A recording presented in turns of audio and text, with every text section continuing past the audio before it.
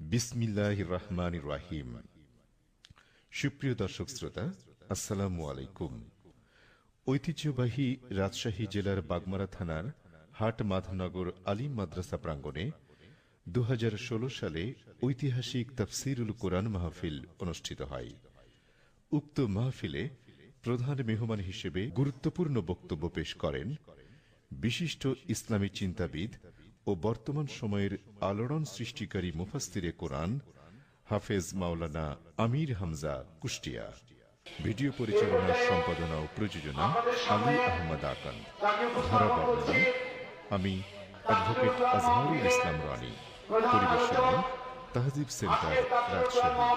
Mobile 017102064033। আলহাজ মুফতি মাওলানা মোহাম্মদ আমির হামজা, আলহাজ মুফতি মাওলানা মোহাম্মদ আমির হামজা কুষ্টিয়া। আসসালামু আলাইকুম ওয়া রাহমাতুল্লাহি ওয়া বারাকাতুহু। নাহমাদুহু ওয়া নাস্তাঈনুহু ওয়া নাস্তাগফিরুহু ওয়া নু'মিনু বিহি ওয়া নাতাওয়াক্কালু আলাইহি ওয়া নাউযু বিল্লাহি মিন শুরুরি আনফুসিনা ওয়া মিন সাইয়্যাতি আ'মালিনা। من يهدي الله فلا مضل له ومن يضلل فلا هادي له ونشهد أن لا إله إلا الله وحده لا شريك له ونشهد أن سيدنا وحبيبنا ومولانا محمدا عبده ورسوله الذي أرسله بالحق بشيرا ونذيرا وداعيا إلى الله بإذنه وسراجا منيرا. فقد قال الله تعالى في كلامه المجيد وبرهانه التوحيد. أعوذ بالله من الشيطان الرجيم. بسم الله الرحمن الرحيم.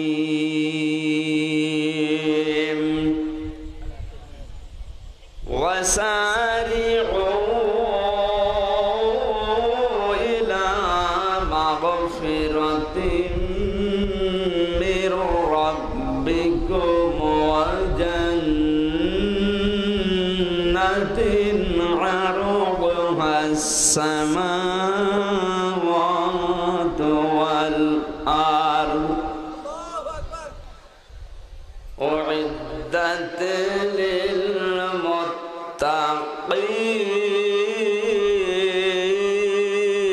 للمتقين الذين ينفقون في السراء والضراء والكاظمين الغيظ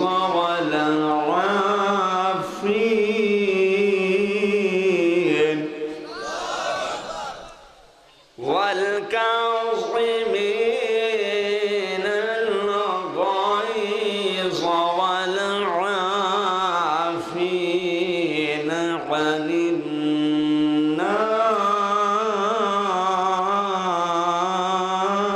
الناس والله يحب المحسنين.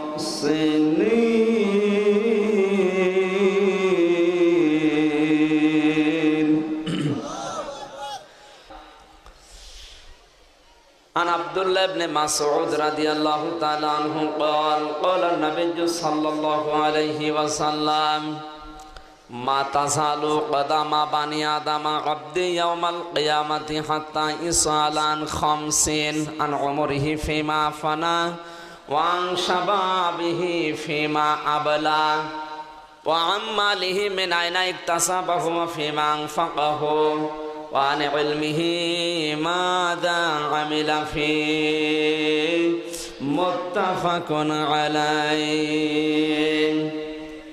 إن الله وملائكته يصلون على النبي يا أيها الذين آمنوا صلوا عليه وسلموا تسليما اللهم صل على محمد وعلى آل محمد كما صليت على إبراهيم وعلى آل إبراهيم إنك حميد مجيد اللهم بارك على محمد وعلى آل محمد كما باركت على إبراهيم وعلى آل إبراهيم إنك حميد مجيد খলাফায়ে রাশিদার সোনালী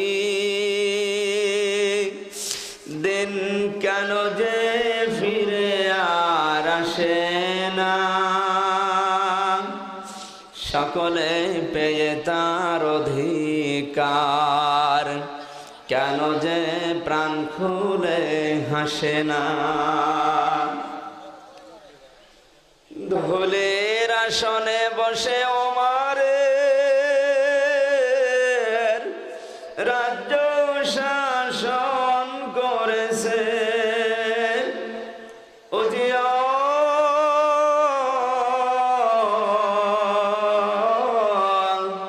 খলিফা ওমরের শাসনে কোন জীব না খেয়ে মরেছে সেই ওমরের মতো কেউ ধরাতে কোনদিন আর কি হবে না খলিফায়ে রাশিদার সোনালী দিন কেন যে ফিরে আর আসে না সকলে পেয়ে তার অধিকার কেন যে মন খুলে হাসে না চারিদিকে শুনি শুধু হাহাকার অন্যায় জুলুম আর অবিচার এই শোষণের কি অবসান কোনদিন আর কি হবে না খলাফায়ে রাশিদার সোনালী দিন কেন যে ফিরে আর আসে না সকলে পেয়ে তার অধিকার কেন যে মন খুলে হাসে না আলহামদুলিল্লাহ সুবহানাকা লা ইলমা লানা ইল্লা মা আল্লামতানা ইন্নাকা আনতাল আলিমুল হাকিম রাজশাহী জেলা বাগমারা থানার অন্তর্গত হাট মাতনগর উচ্চ বিদ্যালয় মাঠে এলাকাবাসী কর্তৃক আয়োজিত ঐতিহাসিক তাফসিরুল কোরআন মাহফিলের স্বনামধন্য সভাপতি আমার অত্যন্ত শ্রদ্ধাভাজন এবং প্রিয় ব্যক্তিত্ব আমি অনেকবার নাম শুনেছি ওই ভবানীগঞ্জ ওই এলাকায় গিয়ে কিন্তু দেখি না আজকে সাক্ষাৎ হয়েছে রাজশাহীর কৃতি সন্তান ভবানীগঞ্জ ক্লিনিকের সম্মানিত পরিচালক আলহাজ ডাক্তার মোহাম্মদ আব্দুল বারী আল্লাহ রাব্বুল আলামিনের নামের সাথে তার নাম আল্লাহ যেন কবুল করেন জোরে বলেন আমিন বিশেষ অতিথিবৃন্দ সম্মানিত সকল সভাপতিবৃন্দ প্রধান অতিথি জনাব আলহাজ ইঞ্জিনিয়ার এনামুল হক, মাননীয় জাতীয় সংসদ সদস্য, আল্লাহ রাব্বুল আলামিন তার গোলামকে ইসলামের জন্য হযরতে ওমরের মতো যেন কবুল করেন। আপনাদের কি রাগ আছে না? তো আসতে বলছেন কেন? বিশেষ অতিথিবৃন্দ, আলোচনা রেখে ধন্য করলেন জনাব মাওলানা হাফেজ রবিউল ইসলাম, নিয়ামতপুর, রাজশাহী, দামাত বারকাতুহুল আলিয়া। আলোচনা রেখেছেন জনাব মাওলানা আবুল কাশেম, হায়াতে তাজ্জিবা সিহাতে কল্লিয়া কামনা করছি, আল্লাহ যেন দান করেন, আমিন। সম্মানিত পরিচালক, মঞ্চে বসা ওলামায়ে কেরাম, সামনে বসা মুসলমান ভাইরা, পর্দার আড়ালের সম্মানিতা মা এবং বোনেরা, প্রাণ প্রিয় রাজশাহীবাসী, আল্লাহর দরবারে শুকরিয়া জানাই যে মহান মালিক কোরআনে কারিমের মাহফিলে হাজির হওয়ার তৌফিক দিয়েছেন। খুশি হয়ে বলেন আলহামদুলিল্লাহ। পৃথিবীতে যেখানে আপনি সময় ব্যয় করেন, কিয়ামতে আল্লাহর দরবারে জবাব দেওয়া লাগবে।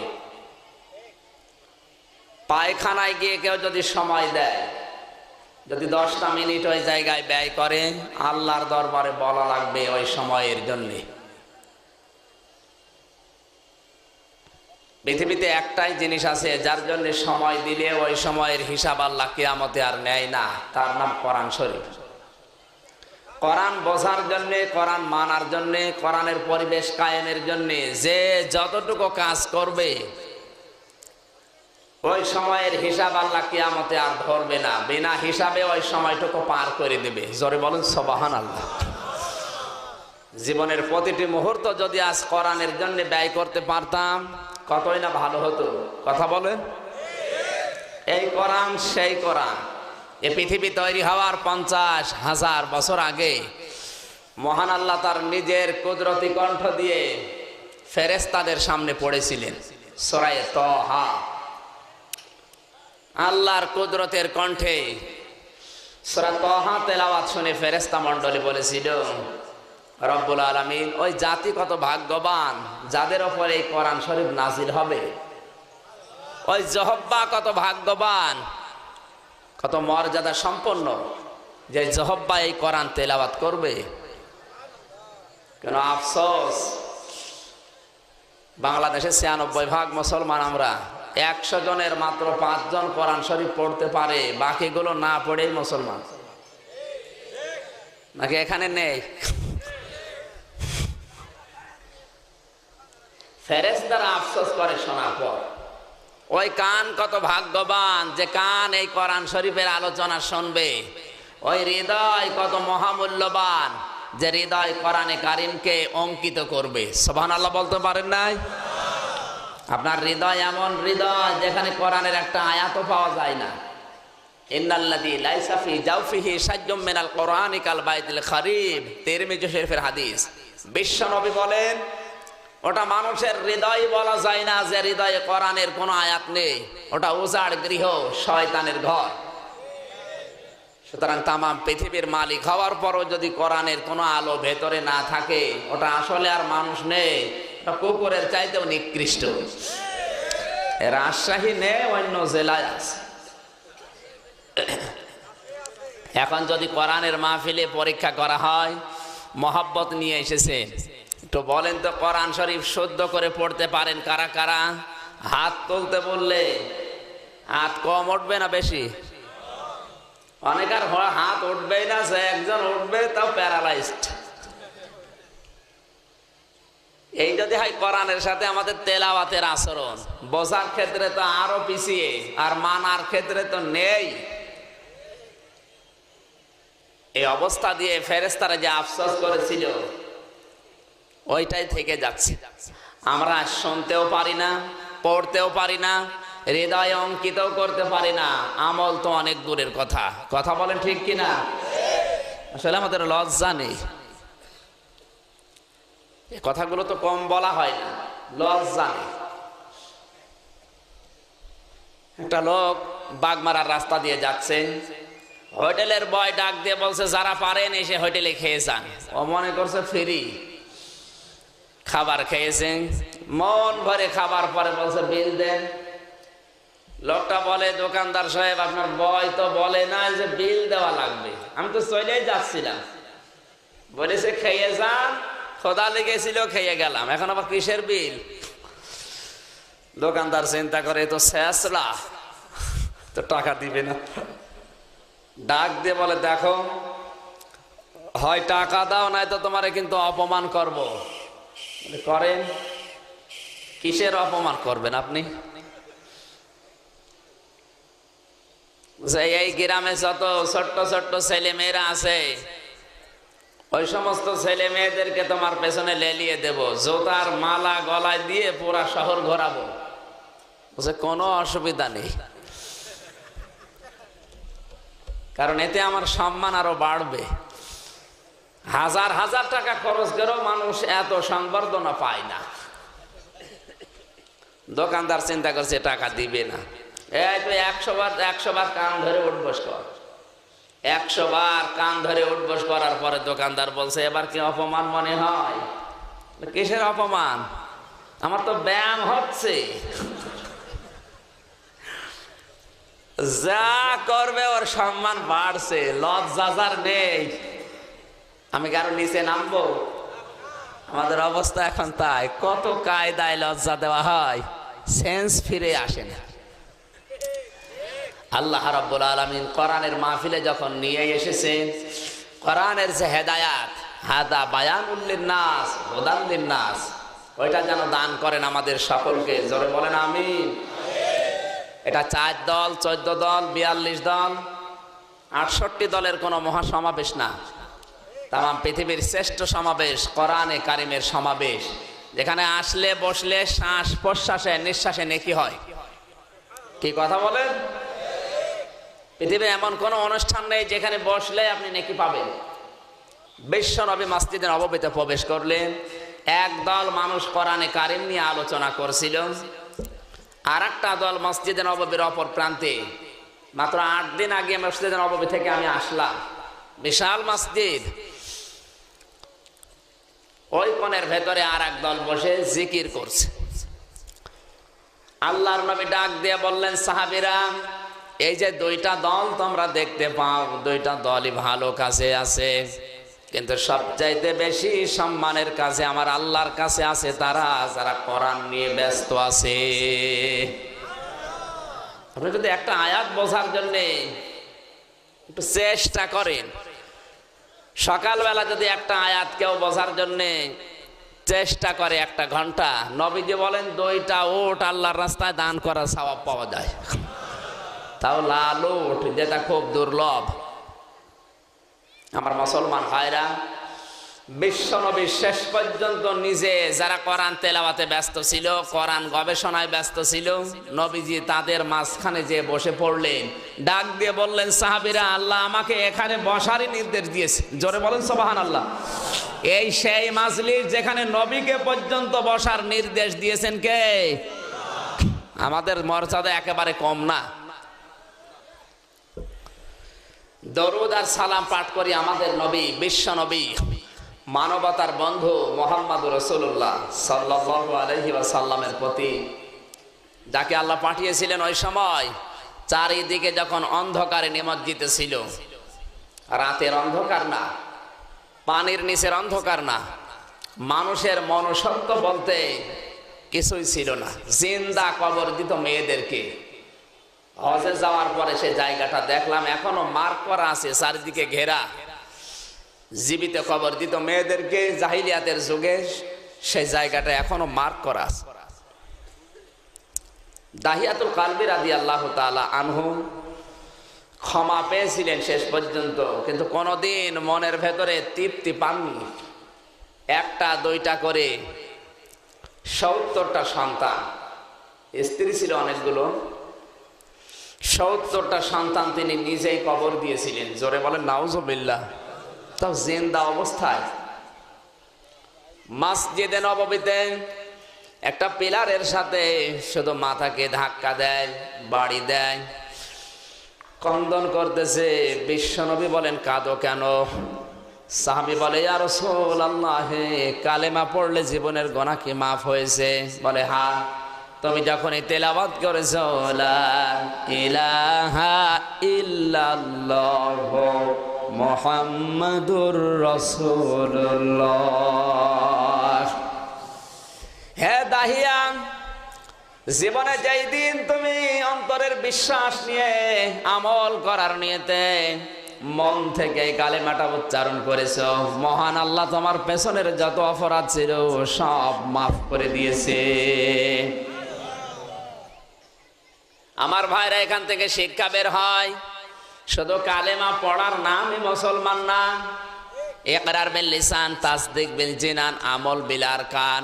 নবীজি বলেন, মুখ দিয়ে উচ্চারণ করবে চামড়ার এই মুখে, অন্তর দিয়ে এটা 100% বিশ্বাস করা লাগবে। আর কালেমায় যেটা পড়েছে এটা তার বাস্তব জীবনে, প্র্যাকটিক্যাল লাইফে মিলাবে। এই তিনটার একটা যদি থাকে, দুইটা না থাকে, ওই লোকটা হচ্ছে কাফের। কি হিন্দুরা কাফের না মুসলমান? জোরে বলে। হিন্দুরা অনেকেই আমি দেখেছি কালেমা পড়ে, কিন্তু অন্তরের বিশ্বাস ওদের নেই, আমলে পরিণত নেই, এজন্য ওদেরকে কাফের বলা হচ্ছে। নবীজি বলেন, এই তিনটা বিষয়ের দুইটা আছে, একটা নেই, এই লোকটা মুনাফিক। চামড়ার মুখ দিয়ে উচ্চারণ করে, বিশ্বাসও করে আল্লাহ একজন আছে, কিন্তু আমলে তার বাস্তব জীবন নেই, এই লোকটা মুনাফিক। বাংলাদেশে এখন নেই, অন্য দেশে আছে। হ্যাঁ আমার ভাইরা, এই যে মুনাফিক, পৃথিবীতে কোন বৌদ্ধ জাতির ভেতরে, খ্রিস্টানদের ভেতরে, হিন্দুদের ভেতরে, মুশরিকদের ভেতরে বৌদ্ধ হবে না, মুনাফিক হবে না। নবীজি জানিয়েছেন, মুনাফিক শুধু তৈরি হবে মুসলমানদের ভেতরে। এখন যদি কেউ বলে, হুজুর আমি বৌদ্ধ দেখতে চাই, আপনি জাপানে চলে যান, শুধু বৌদ্ধ পাবেন।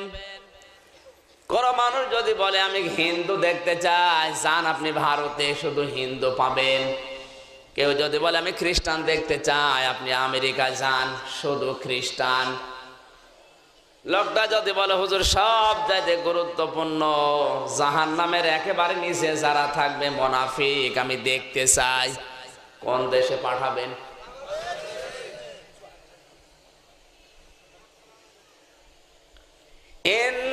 ইন্নাল্লাহা জামিউল মুনাফিকিনা ওয়াল কাফিরিনা ফি জাহান্নাম জামিআ। সূরা নিসা 5 নম্বর পারা 19 নম্বর পৃষ্ঠা 15 নম্বর লাইনে আয়াতটি আছে। আল্লাহ পাক বলেন, অবশ্যই আমি আল্লাহ জাহান্নামে একত্রিত করব মুনাফিক আর কাফেরদের। আগে কাদের নাম? জোরে বলো। জামিউল মুনাফিকিনা ওয়াল কাফিরিনা, আগে কাফেরের নাম দেয়নি, কারণ কাফেরের চাইতে আল্লাহর কাছে ঘৃণিত, নিকৃষ্ট, সব চাইতে বেশি মুনাফিক। এই জন্য মুনাফিকের নাম বক্তব্যের শুরুতে দিয়েছেন আল্লাহ। জোরে বলেন নাউজুবিল্লাহ। যার নাম আল্লাহ আগে দিলেন, ঘৃণিত যাকে বললেন, সেই রোগটা আমাদের ভেতরেই বেশি। এই জন্য নবীজি দাহিয়াতুল কালবিকে বলেছিলেন, দাহিয়া, যেদিন তুমি অন্তরের বিশ্বাস নিয়ে এই চামড়ার মুখ দিয়ে আমল করার নিয়তে পড়েছো, ওই দিন আল্লাহ তোমাকে মাফ করে দিয়েছে। আজ আমরা শুধু চামড়ার মুখ দিয়ে কালেমা পড়ে, অন্তরে বিশ্বাস আছে, কিন্তু কালেমার দাবি যেইটা, ওইটা বাস্তবে নেই। ওইটা যখন এই মানুষ যুগে যুগে করতে গেছে, নবী পর্যন্ত কালার হয়ে গেছে। কথা বোঝা যাচ্ছে না? বিশ্ব নবী অতদিন কাফেরদের কাছে আল আমিন ছিলেন, আর সাদিক ছিলেন, অতদিন পর্যন্ত ভালো মানুষ ছিলেন, যতদিন কালিমা পড়েছিলেন, কালিমা বিশ্বাস করেছিলেন। কিন্তু আমল বিল আরকান, প্র্যাকটিক্যাল লাইফে আমল করে দেখাতেই যখন গেছে, তখনই তার নামে আলামিন বাদ দিয়ে দিয়েছে কাজ্জাব। কথা বলেন ঠিক কিনা? তার নাম দিয়েছে মাজনুন, পাগল। এমনকি নামেরও পরিবর্তন ঘটিয়ে ফেলেছে। আল্লাহর নবীর নাম পরিবর্তন করে কত রকমের নাম তারা দিয়েছে, উন্মাদ, পাগল, মাজনুন, কবি। জোরে বলেন নাউজুবিল্লাহ। আজও বর্তমান পৃথিবীতে কোন মানুষ যদি কালেমা পড়ে, কালেমা বিশ্বাস করে, পৃথিবীর কাফের যারা আছে ওদের কাছে কোনো অসুবিধা হবে না। কিন্তু নবীজির মতো 3 নাম্বারে বিষয়টা যখনই বলবে আমি আমল করে দেখাতে চাই, ও নবীর মতো পৃথিবীর মানুষের কাছে কালার হয়ে যাবে। বাস্তব প্রমাণ আল্লামা শফি, আল্লামা আহমেদ শফি এই দেশে বড় আলেম হিসাবে পরিচিত ছিল। যতদিন তিনি বুখারী শরীফ পড়িয়েছেন সবাই তাকে আল্লাহর ওলি বলেছে, দল মত নির্বিশেষে। কিন্তু লোকটা যখনই ঈমান কালেমা পড়েছে, কালেমা বিশ্বাস করেছে, অসুবিধা ছিল না। আমল বিল আরকান, কোরআনের আয়াত তার সামনে, ওয়াল্লাযীনা ইউযুনা রাসূলাল্লাহি লাহুম আযাবুন আলীম। কথাগুলো গবেষণা করে বলছি, একটু কান লাগান। হেদায়েত আল্লাহর হাতে, আমার হাতে না। আল্লাহ হেদায়েত দিলেও দিতে পারে। সূরা তাওবা 10 নম্বর পারা 15 নম্বর পৃষ্ঠা 15 নম্বর লাইনের 61 নম্বর আয়াত। তাফসিরে ফি জিলালিল কোরআন, তাফসিরে তাবারি, তাফসিরে মাজহারি, তাফসিরে খাজেন, তাফসিরে ইবনে কাসির, তাফসিরে কাবির, তাফসিরে মুনির। বিশ্ববিদ্যালয়ে আমি যতগুলো তাফসির দেখেছি সব মুফাসসির আয়াতের ব্যাপারে একই বক্তব্য দিয়েছেন। জোরে বল সুবহানাল্লাহ। আল্লাহ পাক বলেন ওয়া মানে, এবং আল্লাযীনা মানে যারা ইউযুনা, যারা কষ্ট দিচ্ছে, ভবিষ্যতেও দেবে। আল্লাহ কিন্তু আযাব দিতে পারতেন, মাঝের সিগা না দিয়ে ইউযুনা দিয়েছেন। মজারে বর্তমান, ভবিষ্যৎ, প্রেজেন্ট, ফিউচার। যারা বর্তমানে রাসূলকে কষ্ট দিচ্ছে ভবিষ্যতেও দেবে। তো ভবিষ্যতের শব্দ আল্লাহ লাগালেন, ভবিষ্যতে রাসূল থাকবে। আসতে বলে ভবিষ্যতে রাসূল থাকবে না, অথচ রাসূলের নাম ইউযুনা। এই শব্দটা আল্লাহ দিলেন কেন? নবীজি হয়তো থাকবে না, কিন্তু নবীর উত্তরাধিকারী ওয়ারিসরা থাকবে। কিয়ামত পর্যন্ত এই শব্দটা থাকবে। রাসূলকে কষ্ট দিলে আল্লাহ যেমন নারাজ হয়, লাহুম আযাবুন আলীম। আল্লাহ পাক বলেন যন্ত্রণাদায়ক আযাব আমি আল্লাহ ওখানে নাজিল করবই। যেহেতু আয়াতটা এখনো আছে কোরআনে, কিয়ামত পর্যন্ত থাকবে না। বলেন কিয়ামত পর্যন্ত যদি আল্লাহ কোরআনে আয়াতটা বলবৎ রাখেন, কিয়ামত পর্যন্ত তো রাসূল আর আসবে না। নবীর ওয়ারিস যারা আসবে, উত্তরাধিকারী যারা আসবে, তার উম্মত যারা আসবে, এদের কেউ কেউ যদি কষ্ট দেয়, আল্লাহ পাক বলেন ইন্নাল্লাযীনা ইউযুনা রাসূলাল্লাহি লাহুম আযাবুন আলীম। আমি আল্লাহ বলছি তাদের উপরে যন্ত্রণাদায়ক আযাব নাজিল করা শুধু না, লাআনাহুমুল্লাহ, আমি আল্লাহর লানত তাদের উপরে। জোরে বলেন নাউজুবিল্লাহ।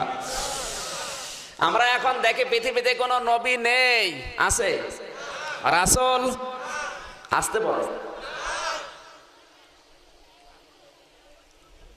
এই জন্য কোরআনে কারিমের 6666টি আয়াতের এক আয়াতের 4 ভাগের 1 ভাগ অস্বীকার করার কারণে কাদিয়ানীরা যদিও মুসলমান দাবি করে, এরপরও তারা কাফের। ওরা কিন্তু মুসলমান দাবি করছে, কোরআনের সব আয়াত অস্বীকার করে না। 6666টি আয়াতই তারা মানে। কিন্তু সূরা আহজাব 22 নম্বর পারা 2 নম্বর পৃষ্ঠা, এই আয়াতের 4 ভাগের 1 ভাগ খাতামুন নাবিয়্যিন, এই শব্দটুকু তারা অস্বীকার করে। আল্লাহ পাক বলেন মা কানা মুহাম্মাদুন আবা আহাদিম মির রিজালিকুম ওয়ালাকির রাসূলুল্লাহি ওয়া খাতামান নাবিয়্যিন ওয়া কানা আল্লাহু বিকুল্লি শাইইন আলিমা।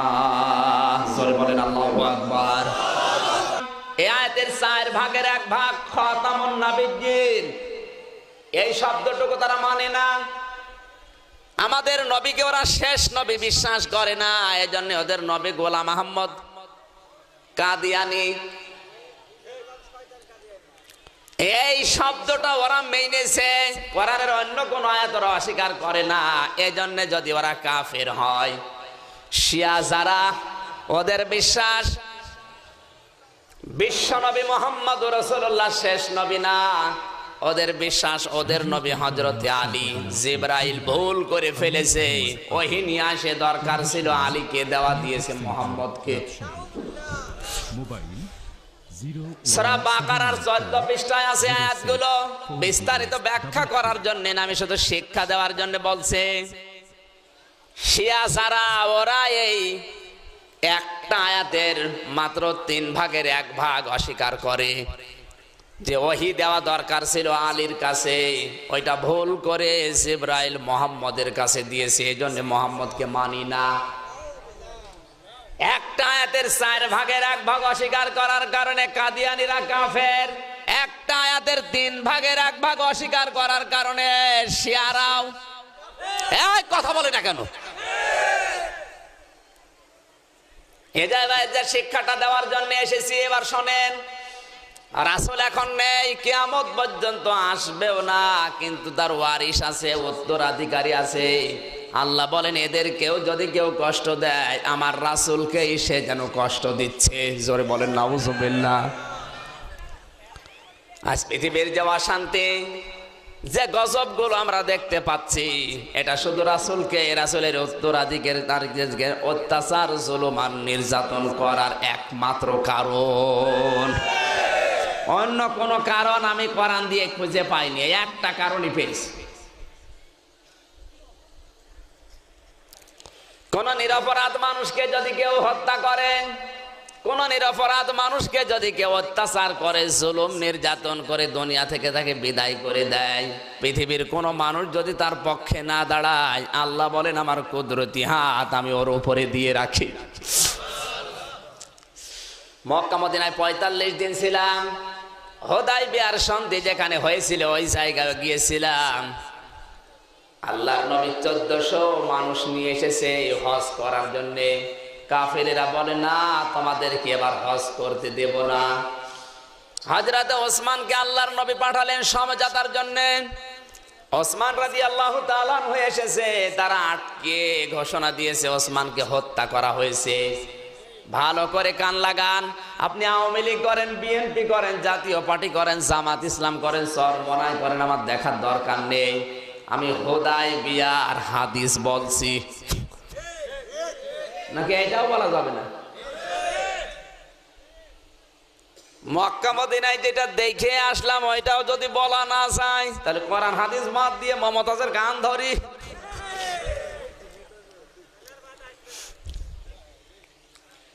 আমার ভাইরা কান লাগান, দলীয় চিন্তাধারা এই মুহূর্তে কিছু সময়ের জন্য বাদ দিয়ে দেন। হেদায়েত যেহেতু আল্লাহর হাতে, আল্লাহ পাক আমার হেদায়েত দিলেও দিতে পারে। বিশ্বনবী সাহাবীদেরকে ওই বাবলা গাছের নিচে দাঁড় করালেন, নিজের হাতটা বিছিয়ে দিলেন। 1399 জন সাহাবী তার সঙ্গে আছে, সবার শরীরে ইহরামের কাপড় পরা। ইহরামের কাপড় পরা অবস্থায় কোনো মানুষ যদি শরীর চুলকায়, একটা পশম যদি খুলে পড়ে যায়, একটা দম দেওয়া লাগবে। ইহরামের কাপড় পরা অবস্থায় গালিগালাজ করা জায়েজ নেই। ওয়ালা ফুসুকা ওয়ালা জিদালা ফিল হজ, কোরআনের ভাষা। কোন মানুষ যদি মাথা চুলকাতে গিয়ে একটা চুল খসে পড়ে যায়, তার একটা কোরবানি দম দেওয়া লাগবে। শিকারের দিকে ইঙ্গিত করা যাবে না, স্বামী স্ত্রীর কোনো বিষয়ে আলোচনা করা যাবে না, এত কঠিন বিষয় হজ। নবীজি ওই সময় সাহাবীদেরকে বললেন, 1399 জন আমার হাতের উপরে হাত রাখো, ইহরামের কাপড় খুলে ফেলো, দরকার নেই। কারণ ওরা ওসমানকে হত্যা করেছে। ওসমান হত্যার বদলা না নিয়ে মদিনায় ফিরে যাব না। যে নবী তায়েফের ময়দানে হাজারো বার অত্যাচারিত হয়েছে, কোনোদিন বরদোয়া করেন নাই, প্রতিশোধ নেওয়া তো দূরের কথা। আর সেই নবী এখন কাফনের কাপড় খুলে ফেলে দিয়ে, ইহরামের কাপড় খুলে ফেলে দিয়ে সাহাবীদেরকে তিনি বয়াত গ্রহণ করাচ্ছেন, শপথ বাক্য পাঠ করাচ্ছেন। কারণ নিরপরাধ মানুষকে তারা হত্যা করেছে। নিরপরাধ মানুষের উপরে কেউ না থাকলে আমার আল্লাহর হাত থাকে। কোরআনে কারীম জানিয়েছে, লাকাদ রাদিয়াল্লাহু আনিল মুমিনিনা ইয ইউবাইউনাকা তাহতাশ শাজারাতি মা ফি কুলুবিহিম ফাআনজালাস সাকিনাতা আলাইহিম ওয়া আসাবাহুম ফাতহান করিবা। সূরা ফাতিহা 26 নম্বর পারা 12 নম্বর পৃষ্ঠা 7 নম্বর লাইনের 3 নম্বর রুকুর 18 নম্বর আয়াত। এটা তাফসীরে তাবারি থেকে বলছে, আল্লাহ পাক বলেন, আমি আল্লাহ তাদের উপরে রাজি হয়ে গেছি, ওই মুমিনদের উপরে যারা বাবলা গাছের নিচে আপনার হাতে হাত দিয়ে বায়াত গ্রহণ করেছিল। হে নবী, আপনি নবী, আপনার হাতের উপরে 1399 জন হাত দিয়েছে। মনে করছে সাহাবীদের হাতই শুধু আপনার হাতের উপরে আছে না, আমি আল্লাহ নিজের কুদরতি হাত ওই জায়গায় দিয়েছিলাম। তাদের উপর আমি আল্লাহ রাজি শুধু না, তাদেরকে একটা আসন্ন বিজয়ের সুসংবাদ দিয়ে দিলাম। শিক্ষা বের হয় এখান থেকে। নবীজিকে জানতেন না যে ইহরামের কাপড় খুলে ফেললে আমার হজ হবে না? কথা বলুন। কিসের আওয়ামী লীগ, কিসের বিএনপি, কিসের জামাত ইসলাম করেন আপনি? হুদায়বিয়ার শিক্ষায় যদি জীবনে বাস্তবায়ন করতে না পারেন, বিশ্ব নবী মুহাম্মদুর রাসূলুল্লাহ বললেন, নিরপরাধ অপরাধ ছাড়া মানুষকে ওরা মেরেছে, আমরা ছাড়বো না। আজও পৃথিবীতে হুদায়বিয়ার এই সন্ধি যদি আমরা বাস্তবায়ন করতে পারি, এই শিক্ষাটা, নবীজির কিন্তু শক্তি ছিল না ওই সময় কাফেরদের তুলনায়, তার অস্ত্র শস্ত্র ছিল না, তিনি ক্ষমতায়ও ছিলেন না, কিন্তু তিনি বললেন একজন মানুষকে তারা হত্যা করেছে, এই একজনের বিনিময়ে জীবন দেওয়ার জন্য রেডি হয়েছে কতজন? একটু হিসাব মিলান জীবনের সাথে। একটা মানুষের জন্য 1399 জন মানুষ জীবন দেওয়ার জন্য প্রস্তুত। প্রতিশোধ না নিয়ে বাড়ি যাব না, কারণ নিরপরাধ মানুষকে ওরা হত্যা করেছে কোন কারণে? আজ পৃথিবীতে কত নিরপরাধ মানুষকে রায় দিয়ে হত্যা করা হয়, আর আমরা দল নিয়ে আসি। একটা কথা যদি আপনি ভুল প্রমাণ করতে পারেন, আমি আজ জীবনে কথা বলবো না। বলেন তো এই হাদিসটা মিথ্যা? ওরা একজন মানুষকে হত্যা করে যদি 1399 জন মানুষ উদ্বুদ্ধ হয় জীবন দেওয়ার জন্য, নবী সহ, তাও ইহরামের কাপড় খুলে ফেলেছে। আর আমাদের কি হয়েছে? আমরাও যদি আজ এই নিরপরাধ মানুষদের পক্ষে দাঁড়াতে পারতাম, পৃথিবীর অবৈধ হত্যা, অবৈধ গুম খুন বন্ধ হয়ে যেত। কথা বলেন ঠিক কিনা? আমরা বলি না, ওগুলো দুনিয়ার কাজ, যে যা কাছে করুক গা, লা ইলাহা ইল্লাল্লাহ। তোমার এই কালেমা, আব্দুল্লাহ ইবনে উবাইয়ের কালেমা একই কালেমা। উহুদের ময়দান থেকে 300 মানুষ নিয়ে নবীজির পেছন দিক থেকে ভেগে গিয়েছিল। আজ উবাইয়ের মতো চরিত্র আমাদের অধিকাংশ মানুষের আছে না নেই? কত মানুষ আজ অত্যাচারিত হচ্ছে, জুলুমের শিকার হচ্ছে, নিজের অধিকারটুকু আদায় করবে তাও পারে না অস্ত্রের কারণে। কত কায়দায় মানুষকে তার বাক শক্তি রুদ্ধ করে দিচ্ছে, তার অধিকারগুলো খর্ব করা হচ্ছে। এ সমস্ত মজলুম মানুষদের পেছনে যদি আমরা না দাঁড়াই, তে কিয়ামত পর্যন্ত শুধু হুদায়বিয়ার নামই শোনা হবে, আমাদের জীবনে কোনো ফল আসবে না। আল্লাহর নবী যেই বলেছেন আমরা প্রতিশোধ না নিয়ে বাড়ি যাব না, কাফেরেরা শুনতে পেরেছে মুহাম্মদুর রাসূলুল্লাহ শপথ পাঠ করাচ্ছে, ভয়ের চোটে ওসমানকে ছেড়ে দিয়েছে। আমার যতটুকু জ্ঞান হয়েছে হুদায়বিয়াতে যাওয়ার পর, ওই বাবলা গাছের চারাটা এখনো আছে, কয়েকটা খেজুর গাছও দেখলাম, পাশে একটা মসজিদও বানিয়েছে। বিশ্বনবী নিজে যেই জায়গায় দাঁড়িয়ে শপথ বাক্য পাঠ করিয়েছেন ওই জায়গায় দাঁড়ালাম, মনের ভেতরে এটাই এসেছে, বাংলাদেশে এখন আর একটা হুদায়বিয়া দরকার। এদেশে যদি আজ আমরা হুদায়বিয়ার শিক্ষাটা নিয়ে আসতে পারতাম, তাহলে আল্লাহর যে গজব গুলো এখন আসতেছে এগুলো বন্ধ হয়ে যেত।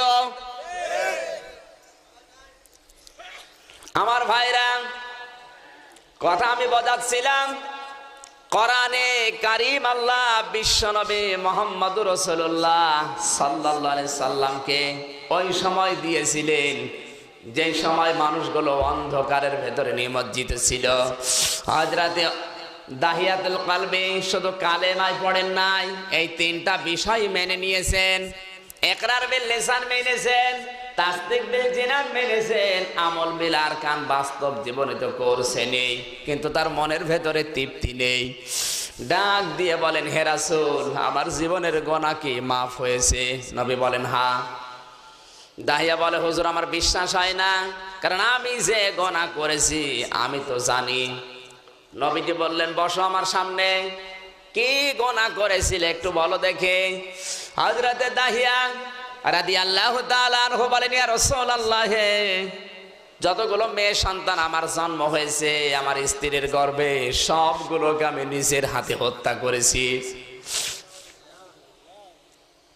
কাবা শরীফের পাশে ওই কবরস্থানটা এখনো আছে, জিন্দা মেয়েদের যেখানে কবর দেওয়া হতো ঘিরে রেখেছে। দাহিয়াতুল কলবি বলে, ইয়া রাসূলুল্লাহ, শেষ মেয়েটাকে আমার স্ত্রী গর্ভবতী ছিল, আমি ব্যবসার উদ্দেশ্যে গিয়েছি সিরিয়ায়, ডাক দিয়ে বললাম, স্ত্রী সন্তান যদি হয় ছেলে সুন্দর করে মানুষ করবে, আর যদি মেয়ে হয় আষাঢ় দিয়ে মেলে ফেলবে। ব্যবসা থেকে এসে জিজ্ঞাসা করলাম, কই কি হয়েছে? বলে, মেয়ে হয়েছিল, মেরে ফেলেছি। স্ত্রী আমার ভয় সত্য কথা বলে নাই, দূরে এক আত্মীয়ের বাড়িতে রেখে এসেছিল। কয়েক বছর হওয়ার পরে মেয়েটাকে নিয়ে এসেছে, পরিচয় দিচ্ছে, স্বামী আমার, এই 7 বছর তোমাকে আমি একটা সত্য কথা বলিনি, আজকে বললাম। 7 বছর আগে যে সন্তানের কথা জিজ্ঞাসা করেছিলে, বলেছিলাম মেয়ে হয়েছিল, মেরে ফেলেছি, ওটা মেয়ে না, মেরে ফেলি না, ওটা এখনো জিন্দা আছে, এই সেই সন্তান। হযরতে দাহিয়া বলে, মেয়েটাকে দেখে আমার মায়া হলো, এত সুন্দর চেহারা, জামিলা তার নাম, জামিলা মানে সুন্দরী। বারবার আমার কাছে আসে, আমার দাড়ি মোবারক গুলো ধরে, আমার চুলের ভেতরে হাত বলিয়ে দেয়, আদরে আদরে আমাকে ভরিয়ে তোলে, বারবার আব্বা বাবা বলে ডাকে, আমার প্রাণ ভরে যায়। শয়তান আমার মনের ভেতরে ওয়াসওয়াসা দিল, এই মেয়েটা যখন বড় হবে অন্যের ঘরে যাবে, তখন ওই জামাইয়ের হাতে তোমার কথা শোনা লাগবে। হে রাসূল, এই কথা চিন্তা করে মেয়েটাকে মায়ের কাছ থেকে ফাঁকি দিয়ে নিয়ে গেলাম মরুভূমিতে, সঙ্গে করে একটা অস্ত্র নিলাম, মরুভূমির ভেতরে আমার মেয়েটাকে আমি নিজেই কবর দিলাম। মাটি দিতে দিতে যখন তার বুক পর্যন্ত হয়ে গেছে, মেয়েটা বুঝতে পেরেছে তারে আমি আর বাঁচতে দেব না। আমার হাতের আঙ্গুলটা চেপে ধরেছে, ডাক দিয়ে বলে, হে আমার বাবা, আমি বুঝতে পেরেছি আপনি আমাকে মেরে ফেলবেন, আপনার কাছে আমি ক্ষমা চাই, আমাকে ছেড়ে দেন, বাঁচতে দেন জীবনের মতো, কোনোদিন আপনার বাড়িতে আর ফেরত যাব না, পাহাড়ে জঙ্গলে বিভিন্ন জায়গায় জীবন কাটাবো, আপনার সম্মান নষ্ট হবে না। হে নবী, আমার ওই সময়ও মায়া হয়নি, মরুভূমি থেকে বড় একটা পাথর উঁচা করে তার বুকের ওপরে মেরেছি, ফিনকি দিয়ে রক্ত বের হয়েছে। মেয়েটা আমার জীবন বের হওয়ার সময় একটা ডাক দিয়েছে, বাবা, তোমার মতো নিষ্ঠুর বাবা যেন পৃথিবীতে আর কারো না হয়। হে রাসূল, ওই দিনের এই কথাটা এখনো পর্যন্ত আমার কানে বাজে। হাদিস, নবীজি দাহিয়াতুল কলবের কথা শুনতেছিলেন আর চোখ দিয়ে দর দর করে পানি পড়ছিল। নবীজি বলেন, মানুষও এত নিষ্ঠুর হতে পারে? এই কোরআন সেই কোরআন, যে নবীর উপরে দরুদ পড়ছি এই সেই নবী, যেই নবী এই মানুষগুলোকে সোনার মানুষ বানিয়েছিলেন। শেষ পর্যন্ত আমার আল্লাহ যাদের উপরে রাজি হয়ে কোরআনের আয়াত নাজিল করে দিয়েছেন, জোরে বলেন সুবহানাল্লাহ। ওই নবীর অনেকগুলো দৃশ্য মক্কা মদিনায় ৪৫ দিন আমি নিজের চোখে দেখে মিলিয়ে আসলাম। এতদিন পড়েছিলাম কোরআনে হাদিসে ইসলামের ইতিহাসে, আর এখন নিজের চোখে দেখে দেখে বাস্তবে মিলালাম। প্রাণ থেকে মন থেকে দরুদ আদায় করছি সাল্লাল্লাহু আলাইহি ওয়াসাল্লাম। আমাদের আজকের বিষয় দৌড়াও। কি বললাম? এই দৌড়ানো বোঝেন না? বলেন। 100 মিটার দৌড়ের প্রতিযোগিতা হয়, এই দৌড় না। খিতামুহু মিসকুন ওয়াফি যালিকা ফালিয়াতানাফাসিল মুতানাফিসুন। আল্লাহ বলেন এমন জান্নাত বানিয়েছি যে জান্নাতের ঢাকনাগুলো মেশকাম্বর দিয়ে ঢাকা। সুতরাং ওই জান্নাত পাওয়ার জন্য প্রতিযোগিতা করো, দৌড়াও। আজকে আমরা প্রতিযোগিতা করি দুনিয়ার বিভিন্ন লাইনে, তো জান্নাতের নিয়ামত বৃদ্ধি করার জন্য এই যে খিতামুহু মিসকুন, এটা পাওয়ার জন্য কোনো প্রতিযোগিতার ব্যবস্থা পৃথিবীতে নেই। কি কথা বলে? আজকে ভাই আজটা পড়ার পরে যে শিক্ষাগুলো বের হবে আমরা বাস্তব জীবনে মেলানোর চেষ্টা করবো ইনশাআল্লাহ। আল্লাহ যেন তৌফিক আমাদের দান করেন, জোরে বলেন আমিন। জবান ছেড়ে একটু পড়েন তো, শয়তান যদি থাকেও পালিয়ে যাবে।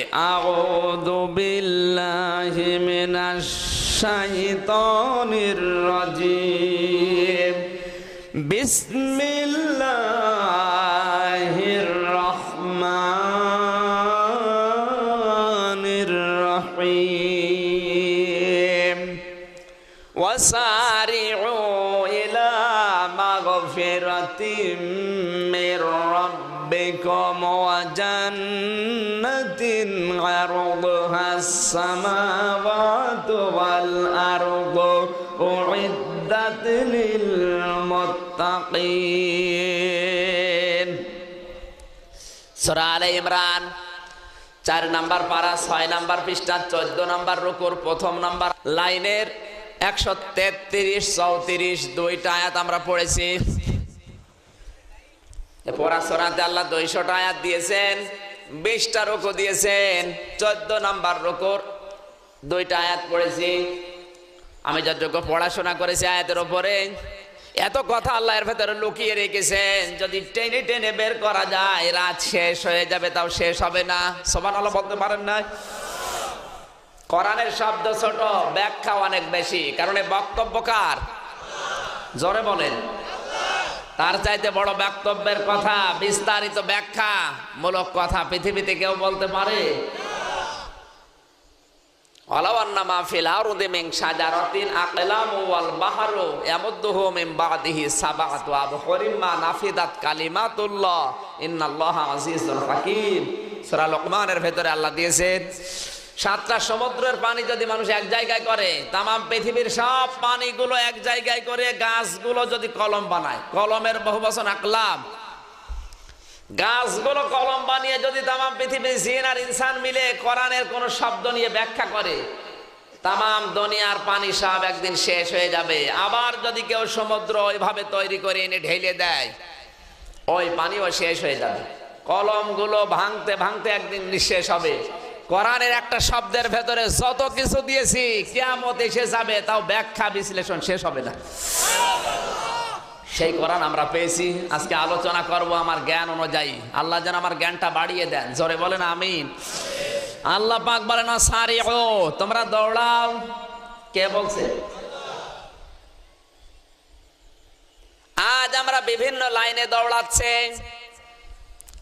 চেয়ারম্যান হওয়ার জন্য যে 31 তারিখে যে নির্বাচন, দৌড়াচ্ছে না, এক কথা বলছে না।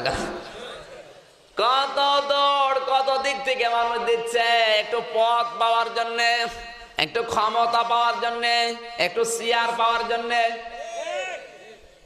আল্লাহ পাক বলেন তোমরা দৌড়াও ইলা মাগফিরাতিন মির রাব্বিকুম, তোমার রবের ক্ষমার দিকে। কারণ পৃথিবীতে এই ক্ষমায় যদি কেউ না পায়, ওর জীবনটাই ব্যর্থ। আমি আগে যা ছিলাম এখন আমার সেন্স জ্ঞান পাল্টিয়ে গেছে। এখন যতটুকু বুদ্ধি আমার হয়েছে এই হজ করার পরে আমি বুঝেছি। এখন আসি যদি চোখ বন্ধ হয়ে যায় কোনো মূল্য এখন আমার আর নেই। যত ভালো দামি সম্পদ আমার কাছে থাক না কেন, যত মূল্যবান মানুষ আমি হই না কেন, কেউ আমাকে আর স্টেজে রাখবে না, কয়েক ঘন্টার ভেতরে মাটির নিচে পুঁতে রাখবে। কথা বলেন ঠিক কিনা? কি নিয়ে আমি মারামারি করব, কি নিয়ে আমার বাহাদুরি বলেন? সবই আল্লাহর ভাষা। আমাল হায়াতুদ দুনিয়া ইল্লা মাতাউল গুরুর। খেল তামাশা, রং তামাশা, ধোকাবাজি ছাড়া দুনিয়া কিচ্ছু না।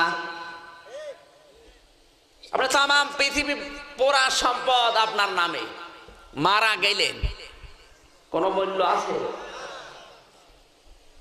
মাঝে মাঝে যখন বসে একা একা চিন্তা করি, এ কি অবস্থা, যেটা আমার নিজেরই না, এই জিনিস নিয়ে আমার এত কিছু, অথচ আমার যেটা ওইটার কোনো খবর নেই।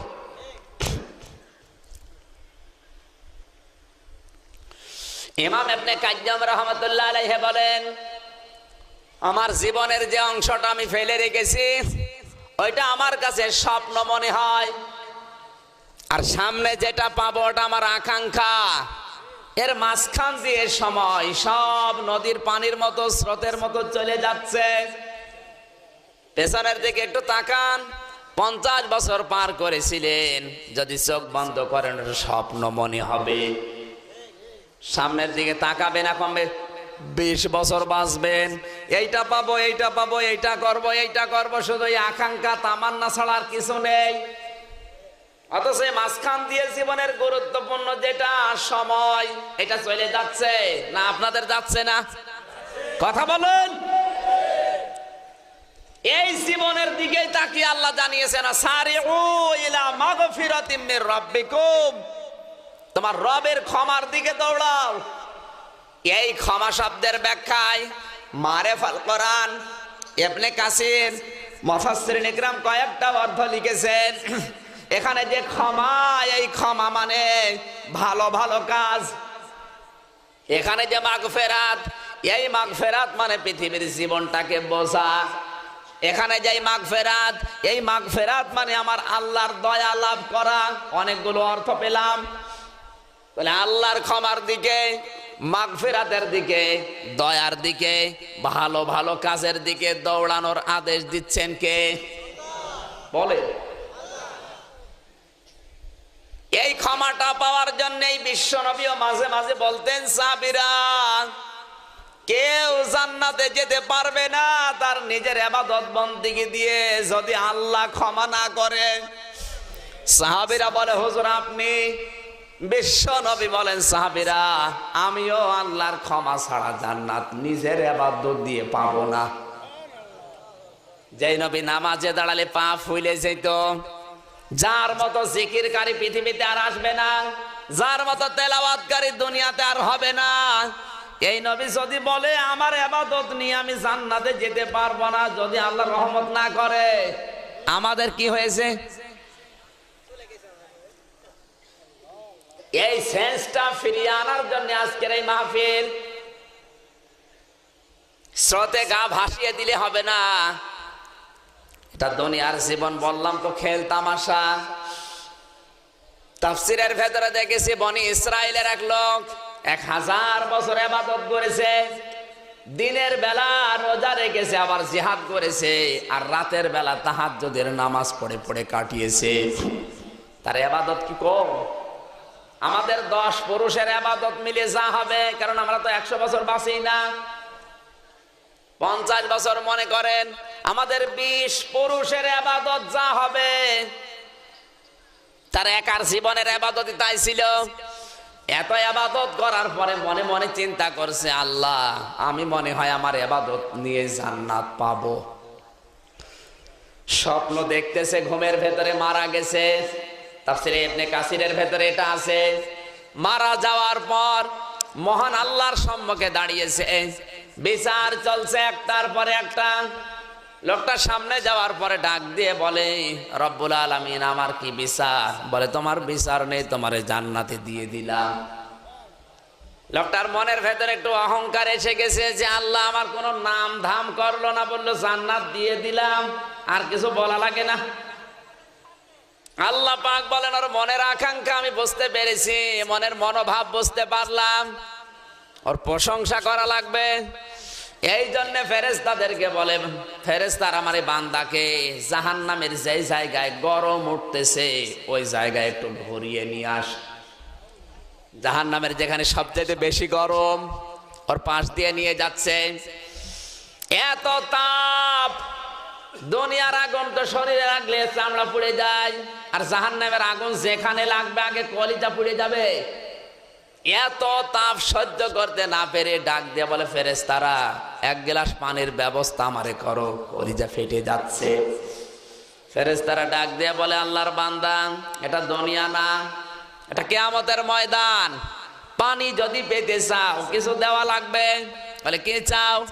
তোমার 1000 বছরের ইবাদত, 500 বছরের ইবাদত আমাদের দেওয়া লাগবে। লোকটা বলে, আমি বাঁচেই না, ইবাদত নিয়ে করব কি? যাও, দিয়ে দিলাম। এক গ্লাস পানির ব্যবস্থা করেছে। পান করার পর প্রসাবের প্রয়োজন দেখা দিয়েছে। এত বেশি বেগ, ডাক দিয়ে বলে, ফেরেশতারা একটু জায়গা ঠিক করে আমি প্রসাব করব।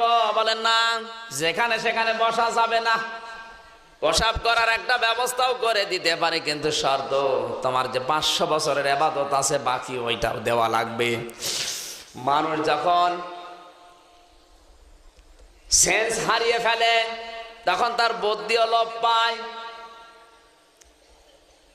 বলে, আমার জীবনই বাঁচে না, কি করব আমার ইবাদত নিয়ে, আগে ব্যবস্থা করো।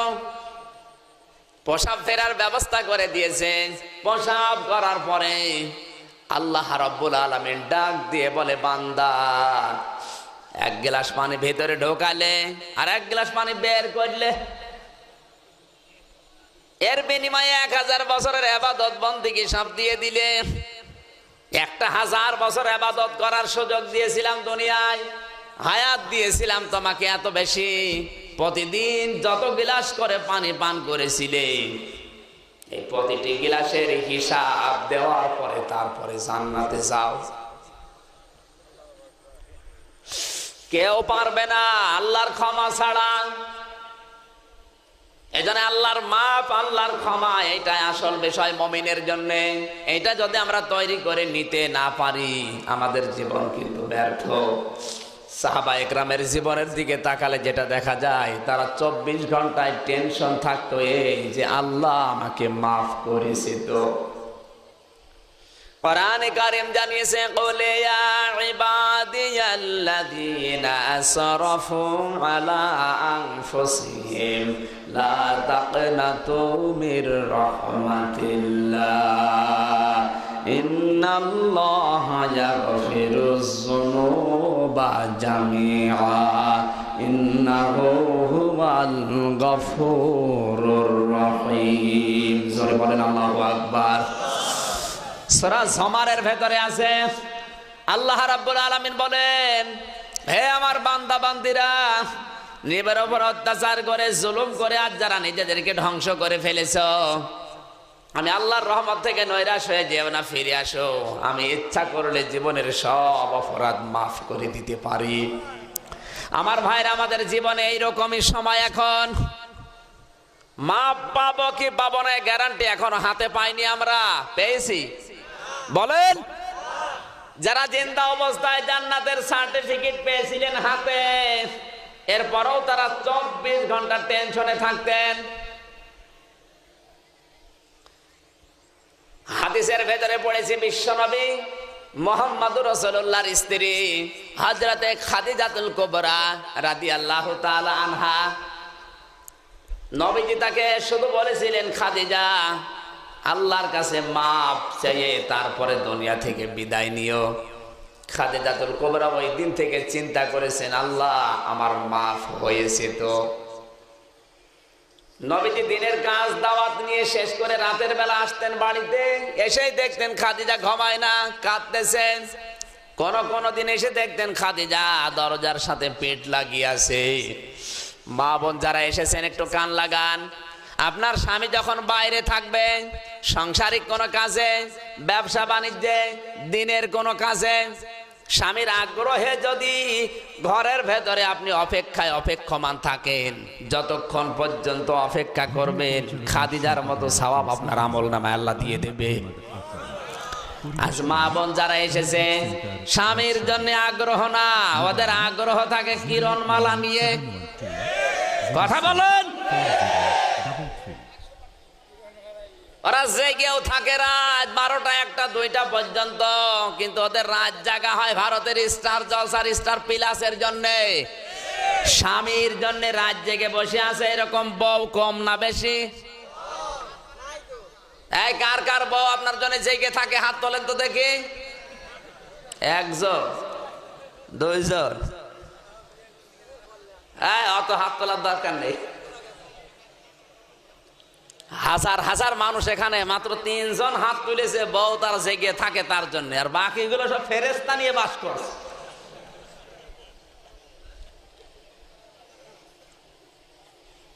খাদিজাতুল কুবরা রাদিয়াল্লাহু তাআলা আনহা স্বামীর জন্য জেগে আছে। নবীজি ডাক দেওয়ার সঙ্গে সঙ্গে দরজা খুলে দিয়েছে, দেখে কাঁদতেছে। ডাক দিয়ে বলে, খাদিজা কাঁদো কেন? বলে, ইয়া রাসূলুল্লাহ, হে আমার মাফ হয়েছে তো।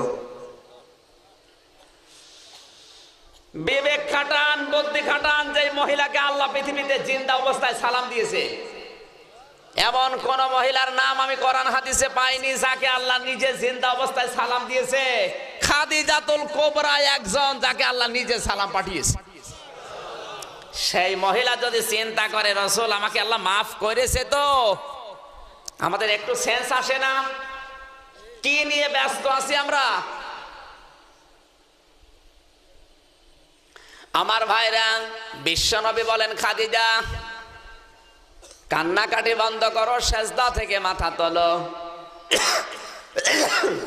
খাদিজাতুল কুবরা বলে, ইয়া রাসূলুল্লাহ, ইয়া হাবিবাল্লাহ, পৃথিবীর বিভিন্ন মহিলারা তার স্বামীর কাছে বিভিন্ন আবদার করে, আমি আজ পর্যন্ত আপনার কাছে কোনো আবদারই করিনি, কারণ আপনি আমার স্বামী গরিব মানুষ। চাইলে যদি দিতে না পারেন আপনার মন খারাপ হবে। মা বোন যারা এসেছেন এখান থেকে শিক্ষা বের হয়, স্বামীর যতটুকু ইনকাম উপায় ওইটা নিয়ে আপনাকে সন্তুষ্ট থাকা লাগবে। কথা বলেন। স্বামীর উপায় প্রতি মাসে 10,000 টাকা। অনেক বউ আছে তার প্রতি মাসে বিউটি পার্লারের আগে 12,000 টাকা। শেষ পর্যন্ত স্বামীকে অবৈধ ইনকামের পথে ঠেলে দেয়। আমার ভাইরা, খাদিজাতুল কুবরার জীবন থেকে মেয়েরা যদি আর শিক্ষা নেয়, দুনিয়ার জীবনে কষ্ট হয় হোক, আমার স্বামীকে দিয়ে কোনো অবৈধ পথে আমি পা বাড়াবো না। নবীজি বলেন, যে মহিলা তার স্বামীকে দিনের পথে চালানোর জন্য নিজে কষ্ট করবে কিন্তু সাহায্য করবে ইসলামের পথে চালাতে, কিয়ামতের ময়দানে হযরতে রহিমার সাথে মহান আল্লাহ তাকে জান্নাতে দিয়ে দেবে। এরকম মহিলা তো এখন ঘরে ঘরে। হ্যাঁ,